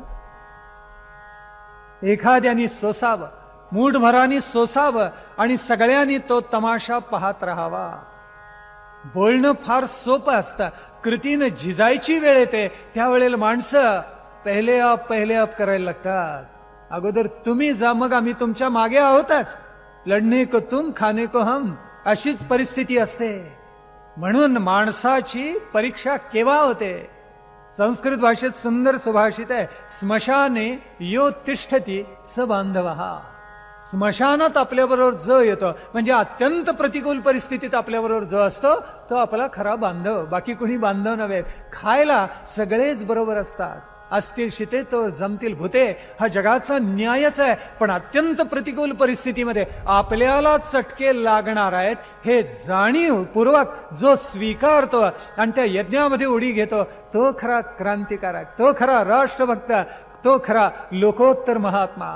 पण एवढं धैर्य, एवढा आत्मगौरव, एवढा स्वाभिमान, एवढी राष्ट्रभक्ती फार थोड्यांच्या अंतःकरणामध्ये असते. म्हणून सावरकरांनी आगनावेत पाऊल ठेवलं, पण बाकी कुणाला म्हणावंसं वाटलं नाही. जा बंधो सुखे नाही वजा, आम्ही क्रांतीचा यज्ञ असा धगधगता ठेवू आणि आमच्या राष्ट्राला स्वतंत्र केल्याशिवाय राहणार नाही. 50 वर्षांसाठी सावरकर आज जात आहेत, कुणाला म्हणावंसं वाटलं नाही. आणि मग सावरकरांना कल्पना आली की हे जिणं किती महाभयंकर आहे. कारण त्या या प्रत्यक्ष कारावासाची रचना महाभयंकर, हा दुर्दम्य आहे, माहिती आहे त्यांना. कारण सावरकरांना माहिती होतं की 6 महिन्यानंतर कैद्याला बाहेर जाऊ दिलं जातं. 3 वर्षानंतर पॅरोल सारखं त्याला थोडं बाहेर सोडण्यात येतं. आणि सावरकरांनी मनाशी गणित बांधलं आणि म्हणाले किती ठेवतील आपल्याला? 5 वर्षांनी. मी विशेष आहे ना कैदी, त्याच्यामुळे अगदी 6 महिन्यांनी, 3 वर्षांनी, 5 वर्षांनी तरी एकदा बाहेर काढतील, नक्कीच काढतील, अशी दुर्दम्यता मनामध्ये धारण करून आत पाऊल ठेवले. आणि कपडे हळूहळू अंगावरचे कमी होत गेले. पुढे तर एक लंगोटी लावलेली असे, एक लंगोटी. संकोच वाटला पहिल्यांदा सुशिक्षित सुसंस्कृत घराण्यातून आलेला हा लोकोत्तर महात्मा, अंगावर एक चिंधी फक्त, बाकी काही नाही. कसं वाटलं असेल? आणि त्यावेळेला त्यांनी पतंजलींच्या योगसूत्राचा अभ्यास केलेला होता. 2ऱ्या पादामधलं 10वं जे सूत्र आहे त्याच्यामध्ये काही विशेष करून सांगितले. साधन पादामध्ये त्यात असं सांगितलेलं आहे की मानवाच्या मनाला, अवघड विषय आहे पण समजावून घ्यायचा प्रयत्न करा, मानवाच्या मनाला जे क्लेश होतात ते 5 प्रकारचे असतात. आणि त्यातले 2 हे तर फार वाईट आहेत असं पतंजलींनी सांगितलेलं आहे. त्यातली एक म्हणजे अविद्या आणि दुसरी म्हणजे अस्मिता.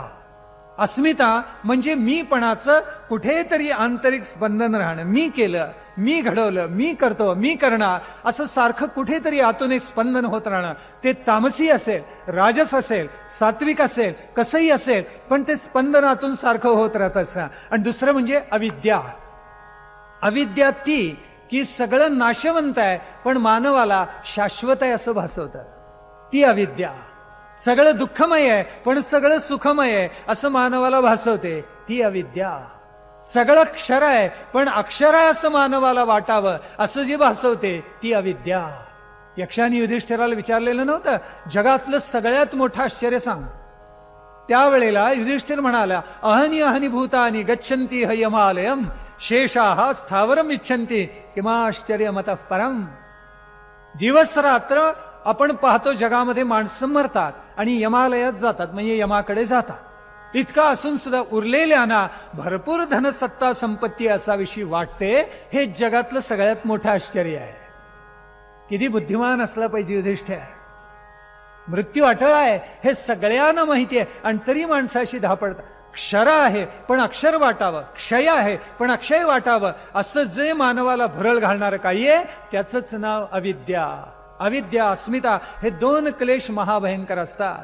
तेव्हा आपण प्रतिप्रसव करावा आणि प्रतिप्रसव करून अविद्या अस्मिता क्लेश हळूहळू कमी करत आणावेत, म्हणजे भोवतीचे सगळे क्लेश आपोआप नाहीसे होतात. मग उघड्यावर विधी जरी करावा लागला काय, किंवा अत्यंत निर्घृण नृशंस क्रौर्य केलेल्या लोकांच्या मध्यावर उभा राहायला लागलं तरी काय, आपल्याला त्याचे क्लेश जाणवणार नाहीत. ही योग सिद्धीनं प्राप्त होणारी एक फार अत्युच्च अवस्था आहे. हे वाचल्यानंतर मनाला कुठेतरी स्पर्शत, होय हे होऊ शकतं, हे घडू शकतं, पण त्याला प्रत्याहारापर्यंत बहिरंग साधना फार मोठ्या प्रमाणावर करावी लागते. आणि बहिरंग साधनेची लक्ष्मण रेषा ओलांडून जो मनुष्य बहिरंग साधनेतून पार पडून अंतरंग साधनेकडे, धारणा ध्यान समाधीकडे वळतो, त्याला हे करता येणं शक्य असतं. केव्हा तरी योगावरची एक मोठी मालिका करू आपण, त्यावेळेला याचा विस्तार करू. हे फार जीवनात उपयोगी पडणार. विषय अवघड आहे पण समजावून घेतला तर क्लिष्ट तरी नाही. करणं आचरणं अवघड आहे पण मनाला बुद्धीला अंशतः का होईना कळेल इतका तरी हा विषय सुंदर आहे. सावरकरांनी असा विचार केला की असा प्रतिप्रसव आपल्याला करता आला, अरे अविद्या अस्मिता जातील आणि मग काय, केशवसुतांनी जसं म्हटलं, झपूर जा गडी झपूर जा, अशी अवस्था आहे की क्रोध गेला, काम गेला, सुख दुःख गेलं, हर्ष अहर्ष सगळं मावळून गेलं, आता काही उरलंच नाही. म्हणजे सगळ्याच्या अतीत अवस्था प्राप्त झाली. तिथे सुखही नाही दुःखही नाही. आपण दुःख टाकतो आणि सुख घेतो, पण ही जी अवस्था आहे प्रतिप्रसवाची, क्लेश गेले, अविद्या अस्मिता रूपी अभिनिवेश गेला की उरतं काय? सुखही नाही दुःख नाही, अशी द्वंद्वाच्या अतीत असलेली अवस्था. हीच कृष्णाने अर्जुनाला भगवद्गीतेमध्ये निस्त्रैगुण्यो भवा अर्जुन म्हटलेलं आहे. हीच ती अवस्था आहे.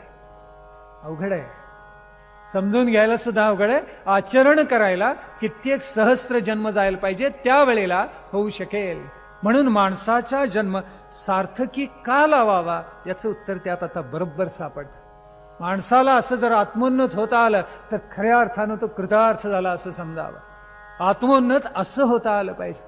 म्हणून एक लंगोटी अंगावर असली काय, पूर्ण पोशाख असला काय, अविद्या अस्मिता क्लेश मेले कि मग प्रतिप्रसव झालात. सावरकर मनाशी म्हणतायत, योगशास्त्रांनी हे आपल्याला शिकवलेलं आहे. तेव्हा संकोच कसला करतोस, आता जे अग्निदव्य पुढे करावं लागणार आहे त्याची चुणूक सावरकरांना पाहायला मिळाली.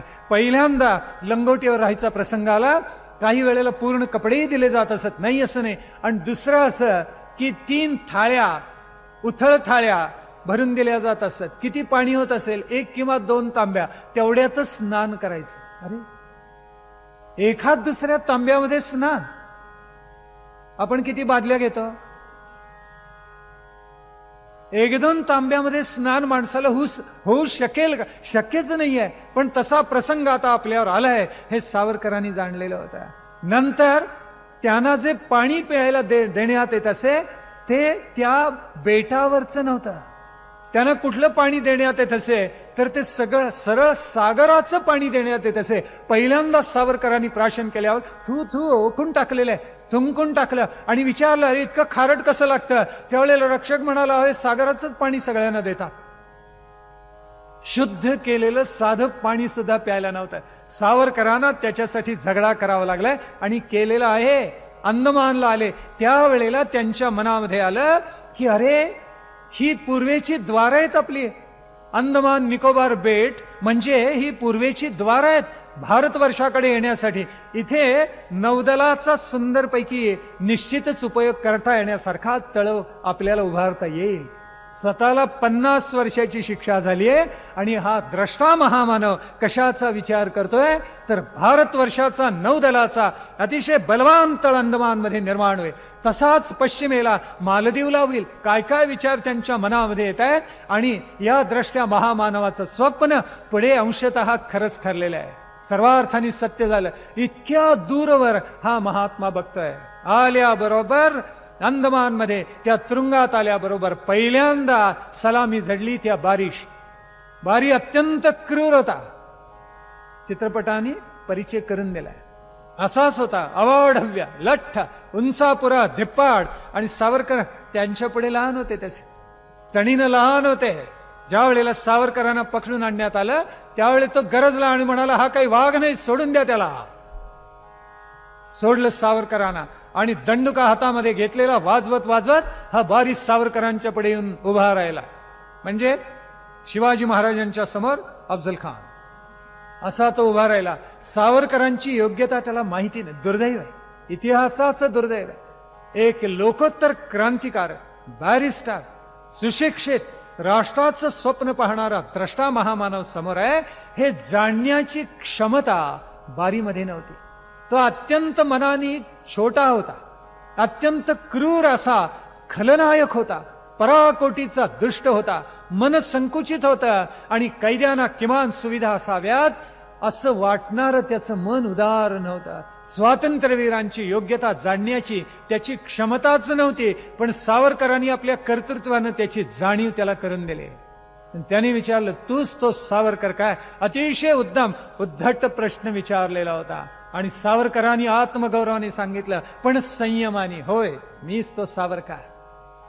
त्यावेळेला यांनी विचारलं, मार्सेलिसला तू सुटी टाकलीस काय? असं कशासाठी केलंस? त्यावेळेला सावरकरांनी सांगितलं, सगळ्या त्रासातून मुक्तता व्हावी म्हणून मी ते केलं. त्यावेळी तो म्हणाला, हे इतकं करून पुन्हा त्रासातच पडला नाहीस का? त्यावेळी सावरकर म्हणाले, असं करण्यामध्ये त्रासात जशी पडण्याची शक्यता असते तशी त्रासातून मुक्तता होण्याची शक्यता असते. म्हणजे कदाचित मी या तुरुंगातून मुक्त होईन असा संदेश सावरकरांनी दिला. त्यावेळी तो म्हणाला, अरे मी काही ब्रिटिश नाहीये, मी आयरिश आहे. फार धूर्त आहे एका दृष्टीनं, लबाड आहे. त्यावेळी सावरकर हसले आणि इंग्लंडच्या विरुद्ध, ब्रिटिशांच्या विरुद्ध सावरकरांनी काही बोलावं म्हणून तो म्हणाला, मी ब्रिटिश नाहीये, मी आयरिश आहे. त्यावेळेला सावरकर हसून म्हणाले की सगळ्या ब्रिटिश माणसांच्या बद्दल माझ्या मनामध्ये द्वेष आहे, अशी आपली गैरसमजूत असेल तर काढून टाका. मी लंडनमध्ये राहिलोय आणि काही सुसंस्कृत सभ्य सदाचारी ब्रिटिश मी पाहिलेले आहेत, तेव्हा त्यांच्याबद्दल माझ्या मनामध्ये आदरच आहे. त्यावेळी तो चपापला आणि सावरकर उत्तराला प्रत्युत्तर कसं देतात आणि आपल्याला निरुत्तर कसे करतात याचं प्रत्यंतर त्याला येत गेलं. तो क्षणभर निरुत्तर झाला. अनेक विषय त्यांनी त्या पहिल्या भेटीमध्ये बदलून सावरकरांना निरुत्तर करायचा प्रयोग करून पाहिला. आणि तो म्हणाला, तुम्ही स्वातंत्र्य सैनिकांना चिथावणी देता आणि खून पाडता, हे तुम्हाला शोभतं का? त्यावेळेला सावरकरांनी विचारलं, आयरिश लोक हेच करत नाहीत का? आयर्लंड स्वतंत्र व्हावं म्हणून हे आयरिश क्रांतिकारक हेच करतात ना, तेव्हा तुम्ही तुमच्या लोकांना का सांगत नाही? आता तो इतका सटपटला, त्याच्या लक्षात आला हा सरस आहे मनुष्य आपल्यापेक्षा. त्यावेळेला तो म्हणाला, मार्सेलिस वेगळं, अंदमान वेगळं. मार्सेलिस म्हणजे अंदमान आहे असं समजू नका. इथे लोकांची नजर चुकवून बाहेर पडायचा जर प्रयत्न केलात, काय तुमच्यावर परिणाम होतो पहा. आणि तो म्हणाला, इथून बाहेर पडलात आमचे सैनिक पकडतीलच, बेदम मारतीलच, पण इथे नरभक्षक राहतात, तुमचं मांस खाल्ल्याशिवाय राहणार नाहीत.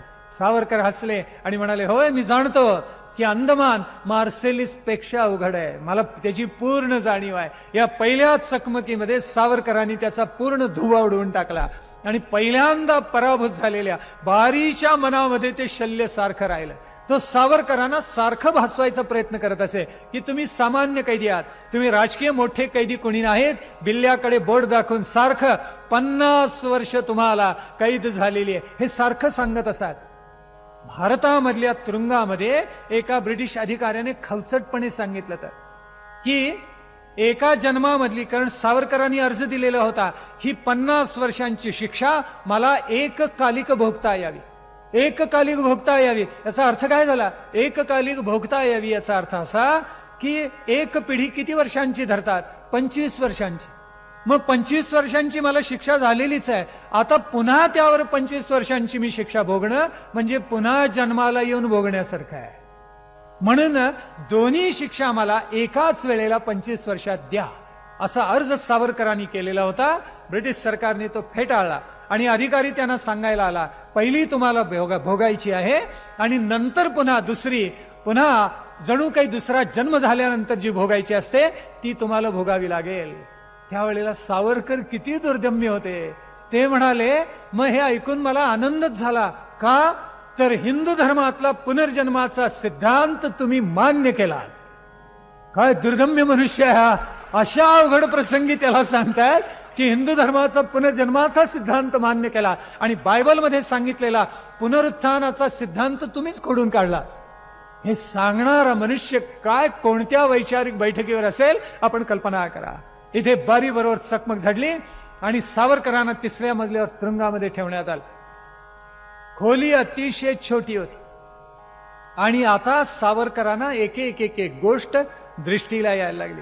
कोण कोण कैदी आहेत, कोणत्या प्रवृत्तीचे आहेत, कोण राष्ट्रभक्त आहेत, कोण शिकून आलेत, कोण निरक्षर आहेत, कोण क्रूर आहेत. आणि एके दिवशी गंमत घडली. त्यांच्या खोलीमध्ये चिठ्ठीला बांधलेला एक दगड येऊन पडला. पहिल्यांदा तो थटला आणि खाली पडला, दुसऱ्या खेपेला आत येऊन पडला. आता तो ठेवायचं कुठे, कारण एकच पळापळ झाली आणि त्यांच्या खोलीकडे द्वारपाल रक्षक यायला लागले. हे सावरकरांना कळलं. आता ही चिठ्ठी ठेवायची कुठे? नष्ट करावी, खाऊन टाकावी, गिळून टाकावी, काय करावं? पण त्यातला लिहिलेला मजकूर महत्वाचा असणार. मग आता काय करावं? सावरकरांनी काय केलं असेल आपण मनाची कल्पना करा. सावरकरांनी गुप्तांगामध्ये ती चिठ्ठी दडवली. काय सोसावं लागले या लोकांना. आरक्षी आले, द्वारपाल आले, सगळी झडती घेतली, कुठेही नाहीये चिठ्ठी. बाहेर पडल्यानंतर गुप्तांगातून चिठ्ठी बाहेर काढली आणि वाचलेली अंगातून बाहेर काढून मग त्यांना सावधगिरीचा इशारा देण्यात आलेला होता आणि लिहिण्यात आलेलं होतं, इथल्या सगळ्या कैद्यांवर भरोसून राहू नका. काही हे सगळे त्या बारीला अनुकूल आहेत. आणि या सगळ्या जास्तीत जास्त तिथे सैनिक कोण होते आणि कैदी कोण होते? कैद्यांमध्ये बहुसंख्य सगळे हिंदू, 90% 95% हिंदू. आणि त्यांच्यावर अधिकार गाजवणारे कोणते? काही पठाण, काही बलुची आणि काही मुसलमान. मिर्झा खान म्हणजे त्या बारीचा उजवा हात, अत्यंत क्रूर कर्मा होता. पठाणी होते, बलुची होते. आणि या सगळ्यांना छळण्यामध्ये त्यांना पराकोटीचा आनंद वाटत असे, फार छळत असे. सकाळी सगळे कैदी उठले की प्रातर्विधीला रांग लागत असे आणि त्याला वेळ किती द्यायचं हे बाहेरचा द्वारपाल ठरवत असे. तो जाऊन आत बसला किंवा काठी वाजवत असेल, त्याला फरफटत बाहेर काढत असे कैद्याला, की दुसरा हात, मग तिसरा हात. कशी माणसं जगत असतील आपण कल्पना करा. पहिल्यांदा खच्चीकरण, लोकमान्य ज्या वेळेला तुरुंगामध्ये गेले पहिल्यांदा, त्यावेळेला संडासात पाणीच ठेवत नसत. कसे कैदी जगत असतील, किती कोणत्या दिव्यानं सामोरे जात असतील, आपल्या मनाशी केवळ कल्पना करा. हे सावरकरांनी पाहिलं आणि मग दुर्दैवानं असं घडत असे की जे खायला मिळत असे ते कदान नसे. एकदा सपाटून काम करून तुरुंगाच्या त्या खोलीमध्ये कोंडलं की पुन्हा शौचविधीला जाता येत नसे. आणि कित्येक कैद्यांना रक्ती आव पडत असे, अमाऊस झालेला असे. काय करायचं? निसर्गाची हाक आल्यानंतर त्याच्यावर बंधन किती काल ठेवणार? आणि मग त्यांना तिथेच विधी होत असे. पाणी नसायचं, त्या नरकामध्ये त्यांना राहावं लागत असे. बाबाराव तिथे जाऊन पोचलेले आहेत आणि पिसतायत. कल्पना आहे बाबारावांची भेट केव्हा होईल, कशी होईल? आतून ओढ तर लागलेली आहे. आपला हा देव सदृश, जणू पिता सदृश असलेला हा भाऊ, मोठा भाऊ इथे आहे, भेट होणार का? त्यांना अर्धशिशीचा अत्यंत त्रास होता बाबारावांना. पुढे तर पोट इतकं बिघडलं, अस्थम्याचा त्रास व्हायला लागला. पोट अत्यंत बिघडलं, रक्त पडत असे प्रतिदिनी. तरी सुद्धा त्यांना बाहेर जायची परवानगी नसे. आणि जर त्या खोलीमध्ये दुर्दैवानं त्याला विधी झाला कोणालाही, तरी बेडीत अडकवत असत आणि भिंतीला ताटच्या ताट असं उभं करून 8-8 दिवस शिक्षा दिली जात असे. स्वतः सावरकरांना या दिव्यामधून जावं लागलेलं आहे. आणि इतका छळ केलेला होता सावरकरांचा की असं एकदा बेडीत घातलं आणि सरळ उभं केलं भिंतीला, ज्या वेळेला सोडवत असत त्यावेळेला खांदे आणि हात आहेत की नाही तेच कळत नसे. कसं सोसलं असेल? दयाळू ब्रिटिश, सभ्य ब्रिटिश, सुसंस्कृत ब्रिटिश बर का हे. किती छळला असेल, किती त्रास दिला असेल. उघड्यावर पाऊस असो, काय वाटेल ते असो, तिथेच भोजन करायचं आणि ठरलेल्या वेळात भोजन करायचं, असं सगळीकडे त्या तुरुंगामध्ये चाललेलं होतं. म्हणजे तो जो रक्षक असे त्या दिवशीला, त्याच्या मनावर असे की यांना किती वेळ द्यायचा जेवायला, तेवढा जेवा नाहीतर मरा. त्या भाकरीमध्ये जळवा निघत असत, विषारी कृमी कीटक निघत असत. मृत्युंजय असं विष खाऊन पचवणारा तो मृत्युंजय, दुसरं कोण? ज्याचा पिंड आणि ज्याचं शरीर सौम्य उत्तमातल्या उत्तम सात्विक सकस अन्नावर घडलेलं आहे, त्याला दररोज असं काही पोटात जाणं, ही कल्पनाच किती भयानक आहे पहा. असल्या घाण विषारी जळवा, विंचू, तुकडे नानाविध प्रकारचे, माती, खडे सगळं अन्नामध्ये असे आणि ते सगळं बाजूला काढून अन्न सेवन करावं लागत असे. तो बारी छळच करत असे. ठरवूनच ठेवलेलं होतं, यांना जितकं छळता येईल तितकं छळायचं. मानसिक दृष्ट्या हे कोलमडून गेले पाहिजेत. सावरकर केव्हा कोलमडतायत याचा तो विचार करत होता. त्या बारीला नव्हे, मृत्यूला सुद्धा पुरून उरले सावरकर. बारी पूर्णतः त्याचं खच्चीकरण करायचा प्रयत्न करत होता. आणि मग सावरकर आत आल्यानंतर 11 ऑगस्ट पुढल्या वर्षी 1911 मध्ये त्यांना काही मंडळी भेटायला. ही भेटायला आलेली मंडळी सगळी गोरी होती आणि सावरकरांच्या बरोबर त्यांना भारतीय इतिहासाबद्दल आणि विशेष करून 1857च्या स्वातंत्र्य समराबरोबर बोलायचं. त्यावेळी सावरकर म्हणाले, मी बंदी आहे. आणि बंदी बोलायला लागला की बारीसाहेब चुप बैस असं म्हणतात. तेव्हा मी आपल्यावर संवाद कसा करावा, पहिली थप्पड बारीला मारली. तेव्हा बारी म्हणाला, इतर कैद्यांपेक्षा आपण जरा वेगळे आहात, तेव्हा मी आपल्याला ही अनुमती देतो. त्यावेळेला ते जे गोरे लोक आलेले होते त्यांनी वेडी वाकडी विधान करायला प्रारंभ केला. ते म्हणाले, नानासाहेब पेशवे विकृत होते, त्यांनी काही स्त्रिया मारल्या, त्यांच्या तोंडात घाण कोंबली, आणि हे सगळं लखनौला त्यांनी घडवून आणलं. त्यावेळेला हसायला लागले. कानपूरला घडवून आणलं असं बोलायला लागले. त्यावेळेला सावरकर हसले आणि म्हणाले, इतिहासाचा साधा अभ्यास तुमचा नाहीये, कारण त्यावेळेला ज्या कालखंडाचा आपण उल्लेख करत आहात त्यावेळेला नानासाहेब पेशवे कानपूरमध्ये नव्हतेच. तेव्हा त्यांनी हे करायचा प्रसंगच निर्माण होत नाही. अशी इतिहासाची साक्ष काढल्यावर एकदम चूप होऊन गेले ते. मग वेडवाकडे जेवढं बोलतील तेवढ्या सगळ्याच खंडन स्वातंत्र्यवीर सावरकरांनी केलेलं आहे. आणि त्यांनी सांगितलं, शेवटी ते म्हणाले, तुमचे राजे नव्हते का हत्तीच्या पायाखाली देत असत? सावरकर म्हणाले, अहो इंग्लंडमध्ये अशी पद्धत नव्हती का, साधी चोरी असेल तर त्याला फरफटत आणावं आणि जाहीर चौकामध्ये जाहीरपणे मारावं. आता का तो कालखंड उरलेला आहे? आणि सावरकरांनी दोन ह्याचं स्मरण दिलेलं आहे. एक चार्लस राजा जो मारला गेला त्याचं, आणि दुसरी राणी मेरी, ही स्कॉटलंडची होती. तिचं काही सोयरसुतक ब्रिटिश माणसांना नव्हतं. स्त्री असून सुद्धा तिचं मस्तक अत्यंत निर्दयी ब्रिटिशांनी धडा वेगळं करून टाकलं. त्या राणीला मारलेलं आहे. त्यावेळेला आलेल्या लोकांना थपडा बसल्या आणि माना खाली घालून मुकाट्यानं ते बाहेर पडले. इतका सावरकरांचा इतिहासाचा सांगोपांग अभ्यास होता. पण हे चाललेलं असताना 14 ऑगस्टला एक पत्र येऊन धडकलं. अंदमानमध्ये पत्र आलेलं होतं आणि त्याच्यामध्ये मुंबई विद्यापीठाचं ते पत्र होतं. मुंबई विद्यापीठ ब्रिटिशांच्या ताब्यामध्ये होता आणि त्यांनी एक विशेष असा ठराव पास केलेला होता, संमत केलेला होता. आणि त्या अन्वये सावरकरांना कळवलेलं होतं की आपण तरुणांना चिथावणी दिलेत, ब्रिटिश सरकार विरुद्ध झुंजलात, सशस्त्र क्रांतीचा प्रयोग केला, ते साधन मानलं, स्वातंत्र्य साध्य मानलं, तेव्हा तुम्हाला जी BA ची पदवी दिलेली आहे ती आता काढून घेण्यात आलेली आहे. BA ची पदवी स्वातंत्र्यवीर सावरकरांची काढून घेतली. तुमची काढून घेतली तर कसं वाटेल? आपल्याला वाईट वाटेल की नाही? तेही अंदमानमध्ये सावरकर जणू यांना पार नेस्तनाबूत करून टाकायचा असा कट जणू ब्रिटिश सरकारने केलेला होता. आणि त्यांनी सावरकरांची पदवी सुद्धा माघारी काढून घेतली. मग सावरकरांच्या लक्षात आलं की इथे आपल्याला झुंजावंच लागणार आहे. 1 महिना गेला आणि सावरकरांना कोलूला जुंपण्यात आलं. जे काम जनावरांनी करायचं ते सक्तीनं सावरकरांना करायला लावलं गेलं. अन्य कैद्यांना ते करावं लागत असेच. पुन्हा छलका होताच, चराट काढावं, ठोकावं, काथ्या करावा, हात रक्तबंबाळ व्हावे, हे तर घडत होताच. पण त्याच्या जोडीला कोलू होता.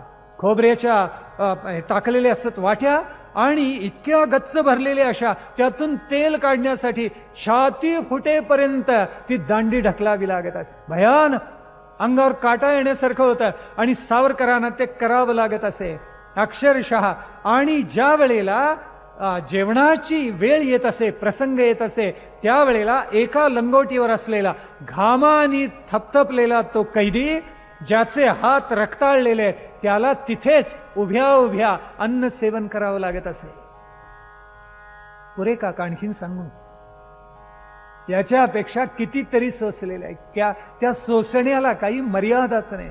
आणि असा कोलू चालू, छाती फुटायची पाळी. म्हणजे गुंडातले गुंड जे बलाढ्य असतात ते कोलू म्हटलं की लटलट कापायला लागत असतात. सावरकरांनी कसा कोलू फिरवला? हा दुर्दम्यच. आत्मा इतका सतेज होता आणि आत कृतनिश्चय इतका होता, म्हणूनच सावरकर तो कोलू चालवू शकले. अन्यथा अशक्यच होतं जवळजवळ. पण तो कोलू सुद्धा चालवलेला आहे. एकांतामध्ये बंदिवासामध्ये त्यांना कोंडलेला आहे. त्यांना उभ्या भिंतीला सरळ बांधून घालण्यात आलेलं आहे. त्यांच्या गळ्यामध्ये अंगावर अशा बेड्या घातल्या की लोखंडी सळे असत, सरळ बार फेटर्स त्याला म्हणत असत, आणि त्या वाकत नसत मध्ये. याचा अर्थ काय झाला की तुम्ही बसलात आणि पाय जवळ घ्यायचे म्हटले तर तुम्हाला घेता येत नसा. गुडघ्यात पाय वाकवताच यायचे नाही. कोपरातून हात वाकवायचे म्हटले वाकवता येतं. असेच हात आणि पसरलेले पाय तसेच. एक तर तसे उभे राहा किंवा तसे बसा. नाही बसता येतच नसे, तसेच टेकून उभा राहायचं भिंतीला. काय सोसलं असेल? काही वेळेला हात माग बांधून घालत असत, इतका वेळ की खांदे आणि हात पराकोटीचे दुखत असत. हे सगळे प्रयोग बारीनं करून पाहिलेले होते. जितकं नमवता येईल सावरकरांना नमले नाही आहे. आणि सावरकरांनी अपूर्व प्रयोगाला तिथे प्रारंभ केला. त्यांनी सांगितलं पहिल्यांदा की ग्रंथ वाचणं आमचा हक्क आहे. तिथे अनुमती होती सरकारची आणि आम्हाला ग्रंथ आणून द्या. बारी काय करत असे की ग्रंथ 2-4-5 मिनिटं एखाद्या कैद्याच्या हातात द्यायचा. एकदा तो दिला की तो मरे तोपर्यंत तोच ग्रंथ, दुसरा नाही. सावरकर म्हणाले आम्हाला जो ग्रंथ हवा तो मिळालाच पाहिजे. आणि शेवटी झुंजून झगडून त्यांनी ग्रंथ मिळवले. आपल्याला आश्चर्य वाटेल, ब्रिटिश सरकारची अनुमती मिळवली आणि ग्रंथ मिळवले. आणि पुढे तर जे जे म्हणून अशिक्षित होते त्यांना धडे द्यायला प्रारंभ केला. त्यांना धुळाक्षर मुळाक्षर गिरवायला शिकवलेले आहेत. जे पराकोठीचे अडाणी होते त्यांना अक्षरं लिहायला शिकवली, त्यांना साक्षर केलं, त्यांना वाचायला शिकवलं, त्यांना राष्ट्रभक्तीचे धडे दिले. आणि सावरकरांनी एके ठिकाणी लिहून ठेवलेलं आहे की मला खरोखर अनुभवाला आलं, आणि ते असं अनुभवाला आलं की जितके गुंड अधिक तितके त्यांच्या मनात राष्ट्रभक्ती लवकर भरेल. आणि जितके सुशिक्षित असत तेच जरा कचरत असत. आणि त्यांना भीती अशी वाटत असे की बारी हा आणखीन काही करेल काय. तुरुंगामध्ये इतके अत्याचार चालत असत. इंदुभूषण सारखा महान क्रांतिकारक इतकं छळले, त्याला इतकं छळून काढलं की शेवटी त्यांनी आत्महत्या केली. टांगून घेतलं. आत्महत्या का खून? सावरकर म्हणाले याला इतकं छळलं की दुसरा मार्ग इंदुभूषण पुढे शिल्लकच राहिलेला नव्हता. उल्हासकर दत्त या नावाचे बंगाली क्रांतिकारक होते. ते कशालाही वाकले नाही. भले मग शिल्का असू दे, भले कोलू असू दे, त्यांना वेताच्या छडीनं झोडपून काढा, कशाचाच परिणाम होणार नाही. त्यावेळेला बारी नावाच्या नरराक्षसाने त्यांच्यावर भयंकर प्रयोग केला. विजेचे त्यांना इतके अनंत झटके दिले. त्यांच्या किंकाळ्याने ते सगळं, तो कारावास, तो सगळा तुरुंग दणाणून जात असे. त्यांना मृत्यू आला नाही, पण ते वेडे पिसे होऊन जातील इतके विजेचे झटके चटके या नीच बारीनं त्या उल्हासकर दत्तांना दिलेले होते. किती सोसला असेल. नानी गोपाळ सारखा क्रांतिकारक, वयानं लहान असलेले इंदुभूषण काय, नानी गोपाळ काय, अन्न त्याग केलेला होता. शेवटी सावरकरांनी कृतनिश्चय केला आणि ते म्हणाले नानी गोपाळ तू जर अन्न त्याग केलास तर मलाही करावं लागेल. आणि स्वतः त्यांनी उपवासाला प्रारंभ केला. अन्न त्याग केलेला आहे. आणि त्यावेळेला नानी गोपाळाला पुन्हा नाईलाजानं अन्न सेवन करावं लागलेलं होतं. आपल्यासाठी या देव माणसाला शिक्षा नको, या लोकोत्तर महात्म्याला शिक्षा नको, म्हणून नानी गोपाळनी पुन्हा अन्न सेवन केलं. त्यावेळी मिर्झा खान त्यांना म्हणाला, पा सावरकर हा कसा आहे, पा तुमचा शिष्य असेल पण पठाणाचा पोर असावा तसा धाडसी आहे. त्यावेळी सावरकर हसले, उपहासात्मक हसले. ते मिर्झा खानला लागलं आणि सावरकर म्हणाले, अरे कशाला पठाणाच्या अवलादीचं सांगतोस? तुझ्यासारखा पठाणाचा हा पुत्र असता तर त्यांनी काय केलं असतं? तू करतो तेच केलं असतं, ब्रिटिशांच्या बूट चाटले असते. हा नानी गोपाळ खरा हिंदू आहे, त्याच्या मनामध्ये राष्ट्रभक्तीची ज्वाला आहे आणि म्हणून त्यांनी हा अन्यता केला राष्ट्राच्या विमोचनासाठी, स्वातंत्र्यासाठी. एवढी साधी गोष्ट कळत नाही आणि मिर्झा खान थप्पड मारल्यासारखा गप्प होऊन गेला. त्या तुरुंगामध्ये अशा नरक यातना भोगत असताना बाबाराव सावरकर आणि तात्याराव सावरकरांची भेट झाली. काय वाटलं असेल परस्परांना? ज्या वेळेला बाबाराव तर झिजलेले होते, पण तात्यानं पाहिल्यानंतर पाय लटपटले बाबारावांचे. आणि ते म्हणतायत, अरे तात्या तू सुद्धा इथेच या अंदमानामध्ये, आता इथून बाहेर कसा पडणार सांग? अशक्यच आहे बाहेर पडणं. तू जो क्रांतीचा स्वातंत्र्याचा यज्ञ पेटवलास तो आता कोण चालवणार पुढे?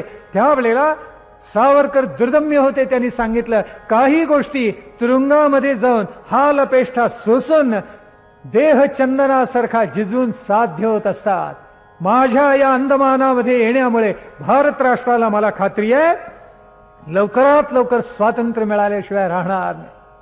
काय हो, काय हा माणसाचं काळीज असेल, काय या माणसाची बुद्धी असेल, आपण आपल्या मनाशी कल्पना करा. त्या कालखंडामध्ये बहुतेक अधिकारी हे मुसलमान होते आणि धाक दपटशा दाखवून अनेक हिंदूंना काय करत असत, मुसलमान करत असत. हे सावरकरांच्या लक्षात आल्यानंतर सावरकरांनी पहिला प्रयोग केला की कुणालाही बाटू द्यायचं नाही, एकही हिंदू मुसलमान होता कामा नये. हे त्यांनी केलं. इतकंच नव्हे, शुद्धीकरणाचा प्रयोग त्या कारावासामध्ये करायला प्रारंभ केला. स्वतःच्या जवळ त्याला ते बसवून घेत असत आणि त्याच्याबरोबर जेवत असत. पहिल्यांदा काही जणांना संकोच वाटायचा, बॅरिस्टर बाबूच करतायत म्हटल्यानंतर इतरही त्यांच्या जोडीला बसायला लागले आणि त्या तुरुंगामध्ये एक वातावरण पालटूनच गेलं. धक्काच बसला सगळ्यांना की सावरकर हा क्रांतीचा प्रयोग करतायत. बाबारावांनी तात्यारावांनी एक प्रयोग केला होता. न बोलता शेजाऱ्याला संदेश कळवायचा. कसा कळवायचा? बेड्या आपटत असत. बेड्यावर एक सांकेतिक भाषा बसवलेली होती. तर बेड्या आपटायच्या आणि शेजारी त्यांनी पलीकडे आणि पाहता पाहता संदेश हा सगळीकडे जात असे. आणि एका वेळेला सगळेजण अन्न त्याग करत असत आणि त्या बारीचा जळफळाट होत असे की सगळेजण एका वेळेला हे कसं करतात. त्याला माहिती नव्हतं. बेड्यांचा प्रयोग करून हा सगळा संदेश हा सावरकर बंधूंचा प्रताप होता. बाबारावांनी प्रारंभ केला. कदाचित त्याला पूर्णता तात्यारावांनी आणलेली असेल. एवढंच करून तात्याराव थांबले नाहीत, तर त्यांनी हिंदूंची संघटना त्या तुरुंगामध्ये सुद्धा बांधायला सुरुवात केली. मुसलमानांना शुद्ध करून घ्यायला प्रारंभ केलं आणि मिर्झा खान बारीच्या विरुद्ध अशी आघाडी उघडली की त्याचे प्रतिध्वनी गुप्त पत्र सुद्धा तात्यारावांनी बाहेर पाठवले. काय सांगायचं, कशी पाठवली असतील, चमत्कार आहे. एवढा कडेकोट बंदोबस्त, इतक्या लांब असलेलं अंदमान बेट, पण भारतामध्ये त्यांची काही गुप्तपत्र येऊन पोचली आणि त्याला प्रगटन सुद्धा मिळालं. लंडनच्या पार्लमेंटमध्ये त्याचे प्रतिसाद उमटले. क्रॅडॉक त्यांना भेटायला आलेला होता. त्यांनी पाहणी केली की लोकांना काय काय मिळते. कारण एकदा लंडनच्या पार्लमेंटमध्ये सांगण्यात आलेलं होतं की क्रांतिकारांना शिक्षा अगदीच छोटी दिली जाते. मग तर बारी फार माजलेला होता. क्रॅडॉकला इतका पराभूत करून टाकलाय की तो म्हणाला मग आपण पत्र का लिहिलं नाही. त्यावेळी सावरकर म्हणाले माझं पत्र स्वतंत्रपणे जाईल. चालेल. त्यावेळी तो म्हणाला हे चालणार नाही, इथे आपण बंदीखान्यात आहात, आमच्याच माध्यमातून जाईल. त्यावेळी सावरकर म्हणाले तुमच्या माध्यमातून गेले तर मी तुम्हाला जो कबुली दिला म्हणजे तुम्ही आमच्यावर अत्याचार करता हेच प्रगट करण्यासाठी लिहिलं असा त्याचा भावार्थ होईल. म्हणजे आमच्या मनातला जो भाव आहे तो आम्हाला प्रगट करायला काही वावच राहणार नाही, तेव्हा हे आम्हाला अमान्य आहे. क्रॅडॉकनी प्रश्न विचारावेत आणि तिथे असलेल्या अनेक कित्येक पिचणाऱ्या कैद्यांची दुःख सावरकरांनी त्यांना दाखवून दिली. एक एक वर्ष माग पडत गेला, हळूहळू माग पडत गेलेलं आहे आणि सावरकरांचं नाव त्या तुरुंगामध्ये सुद्धा पराकोटीच्या आदरानं घेऊ जावं लागलं. एक एक वर्ष माग पडलं आणि नारायणराव भेटीला आले. मध्यंतरीच्या कालखंडामध्ये येसूवहिनी यशोदावहिनी गेलेल्या होत्या. किती सोसलं त्या माऊलीने तोडलं. या सगळ्या भावंडांना शिक्षा झाली. राहत्या घरामधून नाशिकचं त्यांचं घर उद्ध्वस्त करून अत्यंत नीचातल्या नीच, अधमातल्या अधम, पापीतल्या पापी ब्रिटिशांनी त्या माऊलीला घराबाहेर काढलं. माझ्या मनामध्ये नेहमी येतं एक ग्रंथ लिहावा, the black history of the white people. ऐतिहासिक सत्य आहे, केव्हा तरी लिहिणार आहे नक्की. हे जगाला कळलं पाहिजे नीच लोकांनी किती जगावर अन्याय केला. आज सगळी जी शीतयुद्ध आहेत जगामध्ये चालले आणि रक्तपात जगात चाललेला आहे त्याचं मूळ पाप कुणाचं आहे? युरोपियन्स आणि प्राधान्यानं ब्रिटन. हे सगळे बुभुक्षित बाहेर पडले आणि जगाला छळत गेले आणि त्याच्यामुळे जगातलं सगळं शांतीचं वातावरण हरवून गेलं.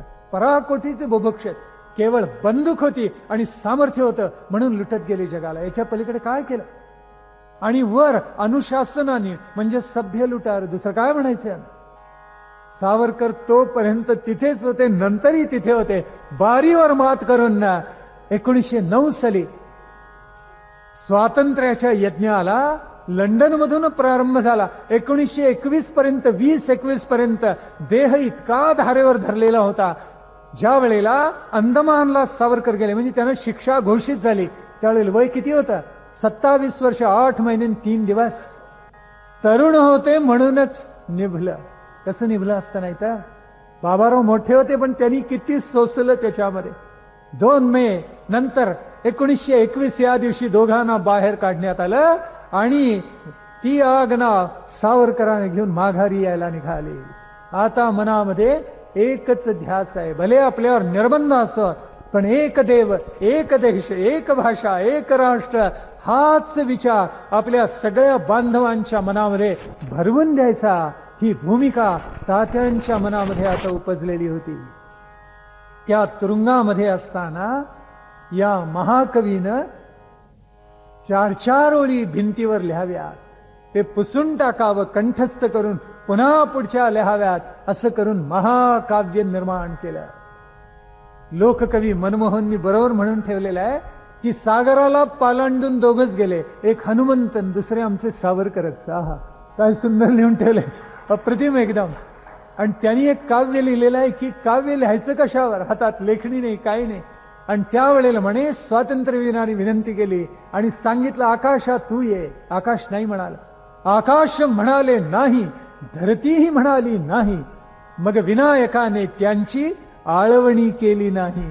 जाऊ दे म्हणाले, नाही तर नाही, पंचमहाभूतापैकी कोणी मदतीला आलं नाही तरी चालेल, ईश्वराने बुद्धी दिली, सगळा देह पिचून निघाला, पण आत्मा, बुद्धी आणि राष्ट्रभक्ती तितकीच सतेज होती. महाकाव्याची रचना केली, बाहेर पडले, दोन्ही बांधव बाहेर पडले, एकत्र यायचं भाग्य लाभलं. केवढा आनंद.